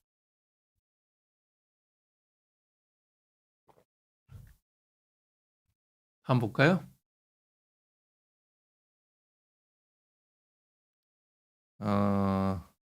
제가 코로나도 올 때 몇 가지 중요한 얘기를 했는데 이게 사람들이 새로운 병이 생기면 굉장히 공포를 느끼죠. 일단. 그리고 그 공포를 이용해서 다양한 사람들이 그 공포 마케팅을 합니다. 실제로 코로나 때 우리나라도 사망자가 조금 늘었을 거예요. 통계를 보면 2022년대 사망자가 좀 한 2만 명, 2만 명 정도가 증가됐다가 그때 가라앉는 것 같았는데 약하신 분이 돌아갑니다. 이제 돌아가시게 되죠. 예를 들면 그런 거예요. 태풍이 분다 그래서 모든 나무가 쓰러지지는 않죠. 뿌리가 약하거나 힘이 없는 나무들이 이제 쓰러지고 부러지고 그러는 거죠. 그래서 앞으로도 새로운 병은 계속해서 나올 거예요. 지금 이제 뭐 메타뉴모 바이러스라고 또 이제 여기 감기 바이러스 새로운 게 나왔다고 또 막 언론에서 보도가 되는데 휴먼 메타뉴로 바이러스인가 그렇죠? HMP 뭐 이렇게 나오는 것 같은데 그게 뭐 새로운 바이러스는 아니고요. 감기 바이러스 일종인데 찾았던 거죠. 이게 옛날에 감기에 메이저 바이러스 몇 가지가 있거든요. 뭐 RS 바이러스도 있고 아데노 바이러스도 있고 그다음에 라이노 바이러스도 있고 뭐 여러 가지 몇 종류의 감기를 일으키는 바이러스가 200가지가 넘는데 그중에 이제 휴먼 메타뉴모 바이러스라는 게 새로 이제 찾아낸 거죠. 그게 새로 생겼다기보다 그전에는 그냥 감기의 원인 중에 하나인데 모르고 지나갔던 거죠. 너무 많은 바이러스가 있으니까. 그러니까 연구 결과 찾아진 거지 그 바이러스가 치명적으로 코로나 때처럼 뭐 유행하거나 그런 가능성은 별로 없어요. 그냥 엔데믹하게 있던 바이러스를 찾았다라고 하는 게 오히려 더 의미가 있는 얘기일 거예요. 그래서 여러분들이 어떤 바이럴 디지즈가 돈다 그러면 특히 호흡기 쪽으로 바이럴 디지즈가 돌면 걱정스럽지만 모든 바이러스를 모든 백신이 나와서 모두 막을 수는 없다는 거예요. 그러면 그 바이러스 변이를 내 몸이 따라가지 못해요. 외부에서 주는 그 백신 갖고 내 몸을 모두 막을 수 있다. 그렇게 생각하지는 마시고 나를 내가 건강하게 하면 내 몸에 있는 면역 시스템이 그때그때 들어오는 바이러스를 적절히 스크린해낼 수 있다는 그런 믿음을 가지시는 게 좋을 거예요. 그래서 지나치게 이 질병에 대해서 공세로 대응하다가 보면 병에 걸려 죽는 사람보다 경제적 실패로 인해서 잘못되는 경우의 수가 훨씬 많을 거다라고 제가 분명히 코로나 바이러스 시작할 때 2019년 말인가요? 2020년 초인가 아마 그럴 거예요. 방송에서 그 얘기했더니 그러더라고요. 피부과에서 나보는 게 뭘 하냐고. 이건 의사들이면 누구나 압니다. 네. 정치보다는 많이 할 거 아닙니까? 제 말 안 들어서 망한 나라가 중국입니다. 그럴 일이 아니죠. 그럴 일이 아닌데 제일 많이 망가진 나라가 중국이죠. 코로나 때 완전 봉쇄하고. 우리도 뭐 그 줄에서 봉쇄를 했죠. 그래서 그 결과 우리 경제의 가장 중요한 축이었던 자영업이 거의 붕괴 상태로 내몰렸습니다. 그런 변화가 오는데 봉쇄는 2020년, 21년, 22년에 했죠. 2년, 3년 했잖아요. 그 여파는 이제 나타나는 거예요. 24년. 우리가 정권이 바뀔 때마다 그때 일이 벌어지면 그 정권을 바라보는데 씨앗은 그 전에 뿌려지는 거죠. 예를 들면 전두환 노태우 대통령 때 우리가 경부, 호남, 부산, 광주까지 인터넷 백본을 만들었어요. 전 세계에서 이렇게 백본을 국가 자본을 들여서 광케이블로 인터넷 백본을 만든 나라가 많지 않아요. 미국이나 중국이 이런 나라는 할 수가 없잖아요. 땅덩이가 넓으니까. 일본은 디지털에 대한 마인드가 없으니까 못했죠. 우리는 뭔지 모르지만 어떤 전두환 대통령 때 그 백본을 처음 시작을 하고 노태우 대통령 때 그게 완공됐거든요. 그게 어찌됐든 IMF가 김영삼 정부 때 생겼지만 김대중 정부 때 그걸 바탕으로 우리가 IT 붐을 일으키면서 그 고난을 경제적 고난을 극복할 수 있었잖아요. 그러니까 우리가 앞뒤 문맥을 쭉 볼 것 같으면 그런 일이 있다는 거죠. 그래서 새로운 어떤 바이러스가 돈다 그래도 너무 걱정하지 마시고 건강하게 식사 잘하시고 규칙적으로 생활하시고 잘 주무시고 아까 박승준 선생님도 얘기했잖아요. 자는 게 참 중요하다. 모든 의사들이 하는 얘기예요. 그다음에 식사 잘하시고 스트레스 너무 많이 받지 않도록 조심하시고 욕심 좀 줄이시고 그러면 건강하게 사십니다. 새로운 바이러스가 걸린다 하더라도 일주일 고생하시면 회복됩니다. 작년 겨울에 시작해서 꽤 고생했는데 봄이 되면 서서히 나아지고 여름에는 겨울보다 거의 없어요. 여드름이 겨울이 되면 네 맞습니다. 여드름은 이제 성인의 경우에 여드름이 계속되는 건 대개 유전이거든요. 피지가 많이 나오는 지성 피부라 생기는 건데 이 피지가 많이 나올 때 피지가 계절의 영향을 되게 많이 받아요. 기온이 올라가면 분비량이 확 늘어납니다. 그래서 일반적으로 6월부터 9월까지 여드름 환자가 반대에 12월, 1월, 2월보다 거의 환자 수가 3배 이상 많아요. 3배 이상. 왜 그러냐? 피지가 많이 나와서. 왜 그러냐? 기온이 올라가서, 습도 올라가서. 이것도 보면 자연의 섭리가 맞는 게 피지선이 피지샘에서 나오는 그 피지가 우리가 개기름이라 그러잖아요. 그 피지가 나쁜 거냐? 아니요. 천연 자외선 차단제예요. 그다음에 벌레를 쫓아요. 그러니까 옛날에 우리가 지금보다 문명이 훨씬 뒤떨어졌던 2만 년, 3만 년 전에 신석기 시대에 살았다. 그러면 피지 많이 나오는 사람이 훨씬 경쟁력이 있는 피부예요. 당연히 여름에 선스크린도 돼. 그다음에 벌레도 쫓아. 얼마나 좋은 거예요. 적응하는 거죠. 현대에서 이게 문제가 되는 이유는 뭐냐? 그런 게 필요 없고요. 그냥 깨끗하면 돼. 보기 좋으면 돼. 우리 피부가. 그다음에 자외선 차단제 사서 바르면 돼요. 여드름 없는 피부가 훨씬 더 좋죠. 그렇게 되는 것뿐이에요. 그래서 겨울이 되면 좋아지고 여름 되면 나빠져요. 그래서 제가 환자들 볼 때도 그래요. 이거 어차피 평생 갖고 가는 병인데 피지를 컨트롤하는 먹는 약은 1년에 100개는 안 넘기는 게 좋으니까 주로 언제 먹을 거냐? 6월부터 9월. 좀 빠르면 5월부터 10월. 요때는 먹는 약을 주로 쓰고 그다음에 가을에 찬바람 불면 바르는 약을 쓰다가 이듬해 봄이 돼서 기온이 올라가서 반팔 입을 때쯤 되면 약을 좀 먹읍시다. 라고 설명을 해주는 이유가 기온하고 연관이 있어서 그래요. 그래서 구로마위님도 여름에 심할 때는 약 좀 드시고 바르고 가을에 찬바람 불면 바르는 약 쓰시고 그러면 좋죠. 네. 한 달에 한 번 옆머리 다운펌을 하는데 뒷머리 하잖아요. 뒷머리도 딱딱한 붉은 열이 생기는데 여름에는 열 때문에 겨울에는 건조해서 사계절 되는 문제. 아니요, 유전이에요. 파마하고 상관없고요. 머릿속에도 여드름 생길 정도면 체질적으로 피지가 많아서 그래요. 화장품으로 치료하려고 그러지 말고요. 얼굴이나 가슴이나 등에 여드름 나오는 거 봐서 약을 먹고 바를 건지 아니면 바르는 약을 쓸 건지 정하면 됩니다.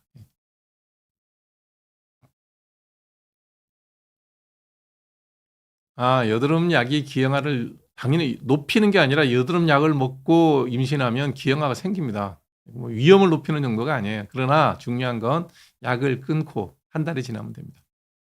그냥 저는 더 안전하게 말할 때 약을 끊고 여성의 경우에 먹는 약을 딱 중단하고 2번의 정상적인 월경 다음에 임신하세요. 그래요. 그러면 뭐 절대 아무 일 없죠. 그 전에 내가 약을 뭐 10년을 먹었다. 상관없어요. 약 끊고 정상적인 월경 2번 하고 그다음 날짜 잡아서 임신하시면 돼요. 기훈이 형님은 틀린 얘기 하신 거예요. 입술 주변에 대상포진 절대 안 생깁니다. 지금 단순포진이에요. 단순포진이 생기는 이유는 면역이 떨어져서 그래요. 대상포진은 일생에 한 번 걸리는 병입니다. 단순포진이 피곤해서 그러는 거예요. 저거는 뭐 평생 내 몸이 나쁠 때마다 늘 물집이 생겨요. 저도 지지난주 화요일 날 방송 끝나고 바로 들어가서 씻고 자야 되는데 그날 내가 목표했던 그 운동을 다 못해서 1시간 정도 걷고 12시 조금 넘어 잤어요. 그랬더니 다음날 아침에 그냥 단순포진 생기는 거죠. 이게 단순포진이라는 거는 뭐 나한테 크게 그렇게 해를 주는 병은 아니에요. 다만 내 건강의 시그널이다. 내 몸이 약해지고 내 몸이 면역이 떨어지면 걸리는 병이니까 자동차의 계기판에 있는 그 계기에 불 들어오는 것과 같다라고 생각하면 됩니다. 이게 제가 지금 이제 한번 올 1월 달에 생겼잖아요. 이게 올 여름까지 그 사이에 또 재발된다? 그럼 내가 몸 관리를 엉망으로 하거나 정말 내 몸에 치명적으로 안 좋은 병이 있거나 그렇다고 봐야 돼요. 보통 이게 6개월 가거든요, 면역력이. 대상포진을 한 번 걸리면 종신 면역이고요. 그러니까 이게 뭐 자주 생겼다 그러면 대상포진일 가능성은 절대 없어요. 단순포진이고 안 걸리고 싶다? 몸을 건강을 잘 돌보시면 돼요.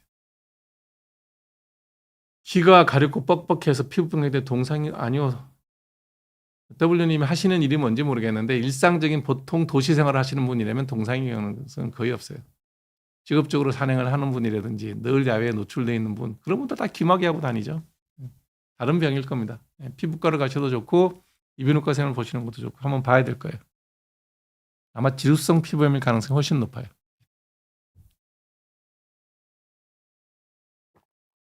건조해서 그래요. 발바닥에 발가락 엄지 쪽에 가죽같이 두꺼워지면서 갈라지는 거. 태선이라고 얘기할 수도 있죠. 피부가 건조하면서 두꺼워지는 거예요. 아주 많이 불편할 때는 스테로이드 쓰고요. 그다음에 갈라졌다 하면 항생제 쓰고요. 그다음에 그냥 갈라지지 않고 각질만 두텁다 그러면 반질 연고 유리아 크림 쓰는 게 좋습니다. 성기 사마귀의 베루말 쉽지 않을 텐데요. 성기 사마귀면 대학병원 가시면은요 포도필린이라고 해서 아주 강력한 피부 부식제가 있어요. 그거 쓰는 게 나을 거예요. 성기 사마귀는. 이거는 개인 병원에서는 그 포도필린 쓰기가 좀 어려워요. 워낙 그 부식력이 강하기 때문에. 그래서 좀 번거롭지만 대학병원 가면 있는 약이에요. 예. 그래서 그걸로 강력한 부식제를 써서 사마귀를 다 태워버려야 됩니다. 다음 볼까요? 건성과 무좀의 차이 그런 거는 이런 질문을 하실 필요가 없는 게요. 병이 있으면 병원에 나오세요. 발바닥에 어떤 병면이 있는 것 같은데 그건 의사가 봐야 알아요. 예. 무좀이면 무좀약 쓸 거고요. 피부가 너무 각질이 두텁다 그러면 반질 연고 쓸 거예요. 제시카님 실손보험 1, 2세대, 5세대로 갈아타는 게 나을까요? 1, 2세대가 훨씬 더 소비자들한테 유리하게 돼 있지 않나요? 왜 갈아타시죠? 예, 저는 실손보험은 폐지해야 된다고 생각하는 사람입니다. 뭐 드신 분들한테 미안한 얘기지만 네. 이중으로 보험을 들게 되면 어떤 일이 벌어지냐 그러면 국가 공보험이 무너집니다. 그래서 실제로 의료 자원이 낭비되고 여러 가지 문제를 야기할 가능성이 되게 많아요. 그래서 실손보험은 저는 없어지는 게 맞는데 모르겠어요. 저는 보험 약관을 잘 모르기 때문에. 근데 언론 봤더니 1, 2세대, 1세대가 제일 유리하게 돼 있던데 그 보험회사 그 실손보험을 기획하고 팔았던 보험회사는 망하는 게 정상입니다. 그런 보험은 잘못 만든 보험 설계예요. 그래서 저런 식으로 영업을 했던 보험회사를 국가가 나서서 보호해준다. 저 반대입니다. 저 보험 상품 분명히 보험회사에서 만들었을 거거든요. 잘못된 보험이고 뭐 이래도 괜찮을 거라고 생각하고 보험을 했는데 잘못됐다 그러면 회사가 망해야지. 말이 안 되는 얘기예요. 이런 식으로 실손보험을 운영을 하게 되면 정상적으로 국가의 의료 자원이 유지되지 않아요. 바이탈과의 문제 이런 것들이 다 실손보험에서 파생되는 여러 가지 문제들이 되게 많아요. 저는 현재 공보험을 제대로 유지하고 실손보험 같은 경우는 없애야 되고 의료의 낭비를 위해서 막기 위해서는 어느 정도 병원을 많이 이용하는 사람에 대한 적절한 자기 책임을 부과하는 것이 옳다. 이게 제 생각입니다. 예. 너무 어려운 사람 어떡하느냐? 그런 거는 의료보호로 해결해야 되죠. 그리고 현재와 같은 보험 제도를 계속해서 유지해 나간다? 아마 20년 안에 보험 제도를 유지 못할 겁니다. 제가 63세, 20년 뒤에는 뭐 살아있을 확률이 한 50%는 될 것 같아요. 83세니까 남자가 지금 현재 평균 잔존 수명이 80세에서 82세 사이거든요. 그러면 제가 운이 좋아서 거기에 끼를 확률이 반반이라고 보면 되겠죠. 살아있다 그러면 많은 의료 보험 혜택을 보고 있겠죠. 뭐 그전에 내가 삶을 다 한다 그러면 그거는 뭐 국가에 부담 주지 않는 일이니까 상관없는데 20년 뒤에 그러면 저보다 제가 61년생이니까 81년생의 출생 인구가 한 50만 60만 될 거요. 그러면 벌어서 의료보험료 다 내야 돼요. 지금 같은 의료 시스템으로 의료 보장성을 확대해 버리면 지금 40대, 지금 20대는 벌어서 대출 받아서 의료보험료 내야 될 겁니다. 좀 거짓말 좀 보태고 가장을 하자면 그 정도로 노령화가 빠른데 인구 출생 인구는 적은데 이런 제도를 계속해서 유지하겠다. 나는 살다 죽을 테니 뒤에 벌어지는 일은 난 모르겠다. 이제 무책임한 정치인들이 만든 제도죠. 예. 여러분들 이런 거에 대해서 신경 써서 봐야 됩니다. 뭐 가끔 제가 정치적인 얘기를 하면 너 왜 정치 얘기하냐는데 정치 잘못하면 보세요. 의료 문제도 지금 심각하죠. 2024년 10월까지만 제가 통계를 한번 내봤어요. 뭐 매달 통계는 발표를 하니까 사망자 통계를 발표하는데 2023년보다 7,500명의 사망자가 늘어났어요. 12월까지 통계 다 내면 어떨지는 모르겠는데 최소 2023년보다 10,000명 정도의 사망자가 더 늘어나지 않았을까? 9,000명, 10,000명 정도 될 것 같아요. 이제 정확하게 통계를 내려면 이게 이제 치료 가능한 환자가 돌아가신 건지 뭐 이런 걸 봐야 되겠죠. 이제 그거는 더 세부 항목을 다 들여다봐야 되고 예방학 하시는 쌤들이 통계를 내서 나오겠지만 작년에 그 어리석은 정부의 선택으로 인해서 의료 대란이 벌어져서 그로 인한 희생자가 그 10,000명 정도 7,500명 10월 달까지 7,500명의 사망자가 늘어난 거에는 영향이 있을 거다. 제 추론은 그래요. 예. 왜 갑자기 사망자가 늘어났어요? 코로나 끝나고 난 다음에 사망자가 줄어드는 추세였거든요. 예. 예, 제 생각은 그렇습니다. 네. 대중교통에서 마스크 착용하는 거 뭐 불안하시면 하시는 건 좋아요. 근데 저는 그렇게 크게 그게 예방 효과가 있을 거라는 생각은 잘 들지 않아요. 그러니까 몸을 건강하게 하세요. 몸을. 내 몸을 건강하게 하고 면역을 튼튼하게 해야 된다. 그런 생각을 먼저 하시기 바랍니다. 네. 코로나 때 티파니 사치모님 감사합니다. 네. 제가 공헌한 건 하나 있네요. 18세 이하 강제로 백신 맞히는 거 막는 데는 저도 일정 부분 공헌을 했고 사실 뭐 그 이전까지는 유튜브가 뭔지도 몰랐어요. 저는 사실. 예. 작년에 그때 그 코로나 때문에 유튜브를 통해서 올바른 정보를 전달하는 루트가 있구나. 그전에는 뭐 책이나 봐도 유튜브를 본 적이 없어요. 요즘에는 저도 상당 부분이 많은 정보를 유튜브에 좋은 쌤들, 제가 가끔 여기 이 자리에 모시는 분들이 있잖아요. 그런 분들의 강의를 통해서 책 읽는 것만큼 많은 정보를 얻죠.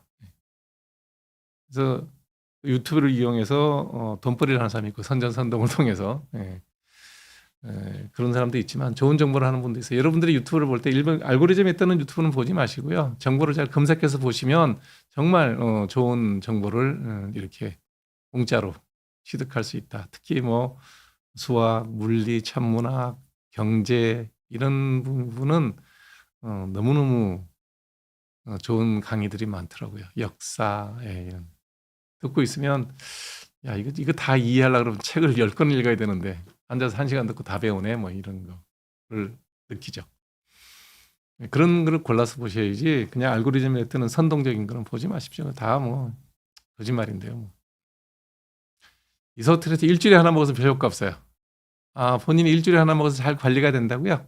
그럼 일주일에 하나 먹으면 1년에 52알 먹는다는 얘기인데 그게 잘 컨트롤 된다면 뭐 그렇게 하시는 것도 굳이 나쁜 선택은 아닙니다. 네.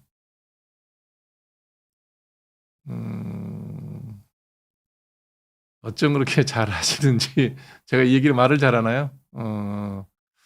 좋게 봐주셨다면 고맙고요. 만일에 뭔가 제가 여러분들한테 도움이 되는 얘기를 했다면 뭐 그냥 읽었던 책이 내용이 머릿속에 남아 있는 거겠죠. 옛날에 정중 회장님 학벌이 뭐 국민학교 졸업인가 뭐 그 중학교 졸업 못 하셨을 거예요.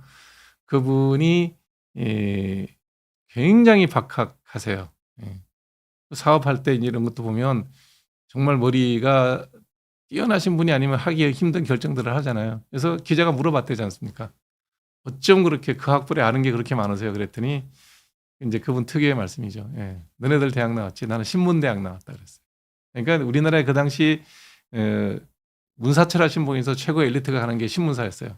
그러니까 그분들이 쓴 칼럼이나 그분들이 쓴 글이나 그분들이 쓴 경제면의 기사를 정말 아침부터 이렇게 출근하시면 처음부터 끝까지 그때 8면 발행할 때 그것도 한 군데 신문만 아니라 모든 신문을 거의 다 그렇게 읽으셨다 그러더라고요. 자기는 그래서 뭐 8개 신문대학을 나왔다라고 얘기하실 정도였었습니다. 그러니까 여러분들도 지금의 신문의 질은 많이 좀 떨어지긴 했죠. 왜냐하면 능력 있는 문사철 출신들이 뭐 유튜브도 하고 방송을 하지 신문에는 많이 안 가죠. 그래서 조금 예전 같지는 않지만 그래도 다양한 스펙트럼의 신문을 보시면 세상을 바라보는 눈이 훨씬 좀 더 넓어집니다. 그러니까 조중동의 입맛이 들어져 있는 분이면 한겨레, 오마이뉴스까지 한번 더 보시기 바랍니다. 왜냐하면 바라보는 관점이 우리가 좀 이렇게 사물을 보면 삥 둘러봐야 되는데 한쪽 면만 보게 되면 판단이 흐려지게 되죠.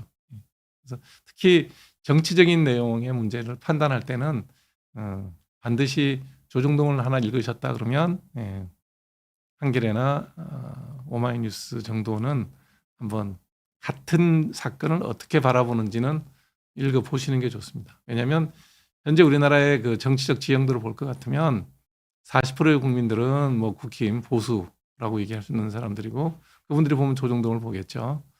또 나머지 40% 정도는 한겨레나 오마이뉴스를 보시는 분들입니다. 20%는 다 보는 사람이겠죠. 예. 모든 선거의 결과는 그 20%의 중도에 있는 사람들이 누구 손을 드느냐가 정권의 향배, 정치적인 결정의 향배를 정합니다. 이거는 뭐 변치 않는 진리가 될 겁니다. 그래서 여러분들이 그냥 조정동만 바라볼 거냐, 오마이뉴스와 한겨레를 볼 거냐는 뭐 여러분의 결정이고요. 하나만 계속 찍는다, 뭐 그것도 여러분의 결정이고요. 예. 그러나 세상을 이렇게 바꾸는 것은 스윙 보트입니다. 여러분들이 그냥 주머니 속에 공깃돌로 저 사람 무조건 다 찍어줄 거야. 그런 사람 대접받는 게 나아요. 저 사람한테 잘해야 내가 한 표를 받을 수 있는데 라는 대접을 받는 게 낫겠어요. 그래서 저는 대한민국의 스윙보트의 숫자가 더 늘어났으면 좋겠다는 생각을 합니다. 신문도 골고루 보시면 좋을 것 같아요. 눈 밑에 트러블이 한 개 났는데 락티손 H 1% 바르면 어떨까요? 골 맞다 그러면 스테로이드 바르지 마시고 그냥 붉은기만 있다 바르시면 도움이 돼요. 붉은기만 있으면. 근데 노랗게 염증이 생겼다? 항생제 먹어야 됩니다. 항생제를 먹거나 발라야 됩니다. 다음 질문 볼까요? 집에 침대가 없어요. 이럴 거에도 푹 허리에는 이게 좋대요. 침대보다는. 허리는 우리가 옛날 깔았던 요 있잖아요. 요가 뭐 푹신해봐야 얼마나 푹신하겠어. 두께 이 정도밖에 안 되는데. 딱딱한 바닥에서 자는 게 좋다 그러더라고요. 허리 건강에는요. 네. 대상포진은 한 번 걸리면 종신면역입니다. 대개는. 그래서 예방주사 맞을 필요 없죠.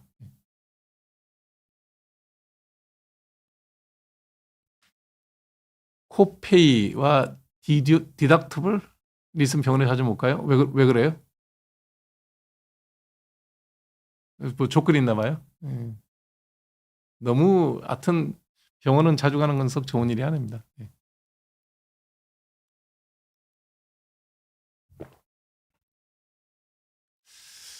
도덕적 해이를 없앨 수 있는 방법은 찾아야 됩니다. 뭐 그게 어떤 방법이 됐든. 예를 들면 그런 거죠. 우리는 약자를 돌봐야 된다는 생각이 굉장히 강해요. 동의합니다. 동의하는데 약자가 그 사회적 도움을 받는 게 당연한 권리는 아니라는 겁니다. 누군가의 희생과 도움 때문에 있는 거면 그게 권리인 양 행사되는 것에 대해서는 저는 반대합니다. 그러니까 도움을 베푸는 사람에 대한 감사가 먼저 따라야 되는데 제가 진료를 볼 것 같으면 꼭 그렇지 않다는 느낌이 되게 많이 들어요. 그래서 하는 얘기입니다. 도덕적 해이를 위해서 어느 정도의 부담을 지게 하는 게 본인 부담이에요. 우리가 이제 초진을 보면 21,160원인가 뭐 어떤 180원인가 그래요. 본인 내는 돈 5,500원이에요. 그러니까 한 20% 정도를 아마 여기 이제 본인한테 부담 지는 거죠. 그것마저 싹 없애주는 게 저기죠. 뭐죠? 손실보험이에요. 그러면 도덕재해가 안 생길까요? 당연히 생기죠. 그러면 병원에 이용이 아니라 오납용이 된다는 겁니다. 그거는 기본적으로 정부가 만들어 놓은 우리 사회가 합의했던 의료보험 제도를 허물어뜨리는 거라고 저는 봅니다. 그래서 그런 실손보험 같은 거는 없애야 된다고 생각합니다. 그거를 허락해 준 금융보험 뭐 감독원인가 뭐 이런 게 있겠죠. 우리나라는 뭐 정부에서 다 관여를 하니까 보험감독원이라는 게 있을 겁니다. 그 허가를 보험 상품을 만든다고 다 허가 나지는 않거든요. 그러니까 그 상품이 나왔을 때 정부에서 이거는 정부가 처음 만들어 놓은 우리나라에 대한 의료보험 시스템 자체의 근간을 흔들 수 있는 제도이므로 허가를 해주지 말았어야 되는데 해줬어요. 그러니까 이제 문제가 되는 거죠.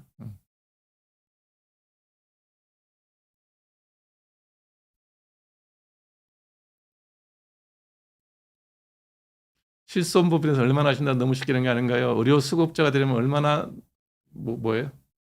큰 병 안 걸려서 그런데 기분 나쁘다. 암 환자의 기분하면 실손보험 망한다. 의료 지원도 못 받고 돈 없는 사람 죽으라는 얘기냐. 그게 아니죠. 제가 그렇다고 하는 얘기 아니잖아요. 그런 거에 대한 지원은 암보험으로 해결하면 되죠. 그렇지 않습니까? 여러분님 어떻게 생각하세요? 실손보험하고 암보험하고 다르잖아요. 내가 그렇게 암이 걱정이 되고 돈이 많이 들 것 같으면 암보험을 들면 되잖아요. 그게 실손보험의 형태가 돼야 될 이유가 뭐가 있습니까? 돈 없는 사람 죽으라는 얘기를 누가 했습니까? 왜 누가 말을 하는데 저런 식으로 매도를 하냐는 얘기예요. 지금 같은 실손보험 시스템이 지속되면 우리나라 의료 시스템이 어떻게 돌아갈 거라고 생각하십니까? 안 그래요? 저런 식으로 갈라치기 하는 댓글 보고 있으면 제가 화가 나는 거예요. 말이 안 되는 얘기를 하잖아요. 암보험이란 게 있지 않습니까? 내가 암이라든지 돈이 많이 들어가는 문제에 대해서 걱정이 된다 그러면 심장병, 암 이런 거에 대한 보험은 따로 들 수가 있잖아요. 그 기존 보험에 있던 거예요. 그건 의료보험 제도를 흐트러뜨리는 게 아니에요. 실손보험은 악용되는 부분이 굉장히 많이 있다는 걸 모르십니까? 그 제도 때문에 국가의 기본적인 의료 정책이 허물어지고 있다는 걸 모르냐고요. 왜 국가에서 실손보험에 대해서 여러 가지 제도 개선을 얘기하고 그걸 뭐 국가에서 인수해야 되네 말아야 되네 이런 얘기가 왜 나오냐고요. 모든 어려운 사람들을 다 보호해야 된다. 뜻은 좋지만 돈은 누가 낼 거예요? 거기 비용을 누가 다 감당할 거예요?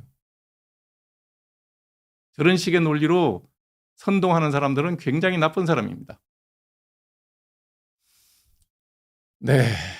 트로나인 크림 뭔지 잘 모르겠습니다. 네. 제로키탄을 먹고 있는데 여드름이 안 난 지 2주 정도 됐습니다. 약을 줄이시죠. 예. 2주 정도 됐으면 먹는 약을 매일 먹어서 그 정도 됐으면 이틀에 한 번으로 줄이시고요.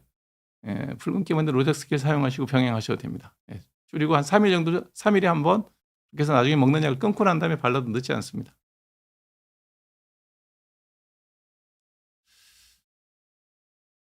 인유두종 성기가 이미 발생했는데 가다실 국가를 맞아야 될까요? 남성이 맞는 거에 대해서 글쎄요.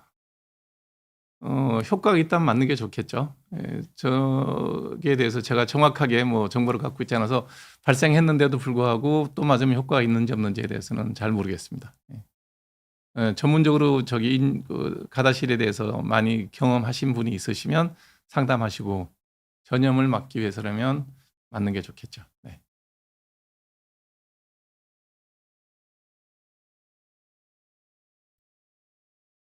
예, 오디오북도 되게 좋더라고요. 예, 근데 저기 듣다가 보면 자야 되는데 듣다가 재밌어 갖고 정신이 말똥말똥해지는 경우도 있어요.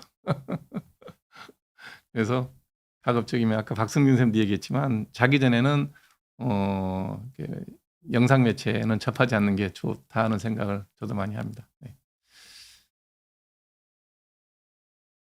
상업성이 많죠. 그러니까 결국은 그 해당 분야에 대해서 그 예를 들면 검색 하나를 올리면 그러니까 트럼프 대통령과 경제 뭐 이렇게 검색을 올리면 쭉 얘기가 나오잖아요. 그러면 전혀 상반되는 두 가지 얘기를 하시는 분들이 다 있어요. 다 들으시면 돼요.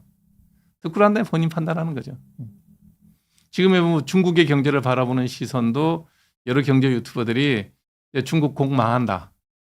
아니야. 중국은 여전히 잘 나갈 거야. 왜냐하면 국가에서 저렇게 밀어주게 되면. 그 스펙트럼 양쪽에 있거든요. 사이에 다른 얘기하시는 분들도 많아요. 다 들어보시면 본인이 어디쯤 될 것 같은데 라는 생각을 해볼 수가 있죠. 그러면 내가 중국에 어떤 비즈니스가 있는데 할 거냐 말 거냐 정할 수가 있겠죠.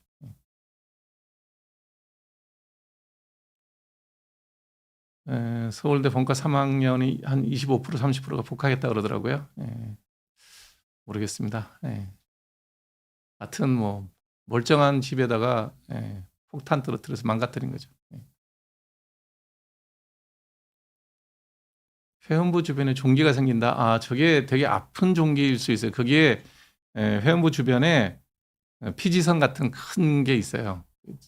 바솔린스 그랜드인가 아마 그럴 거예요. 산부인과 배운 지 기억이 오래돼서 잘 안 나는데 바솔린스 그랜드 닥터 시스트라는 게 있는 경우가 있어요.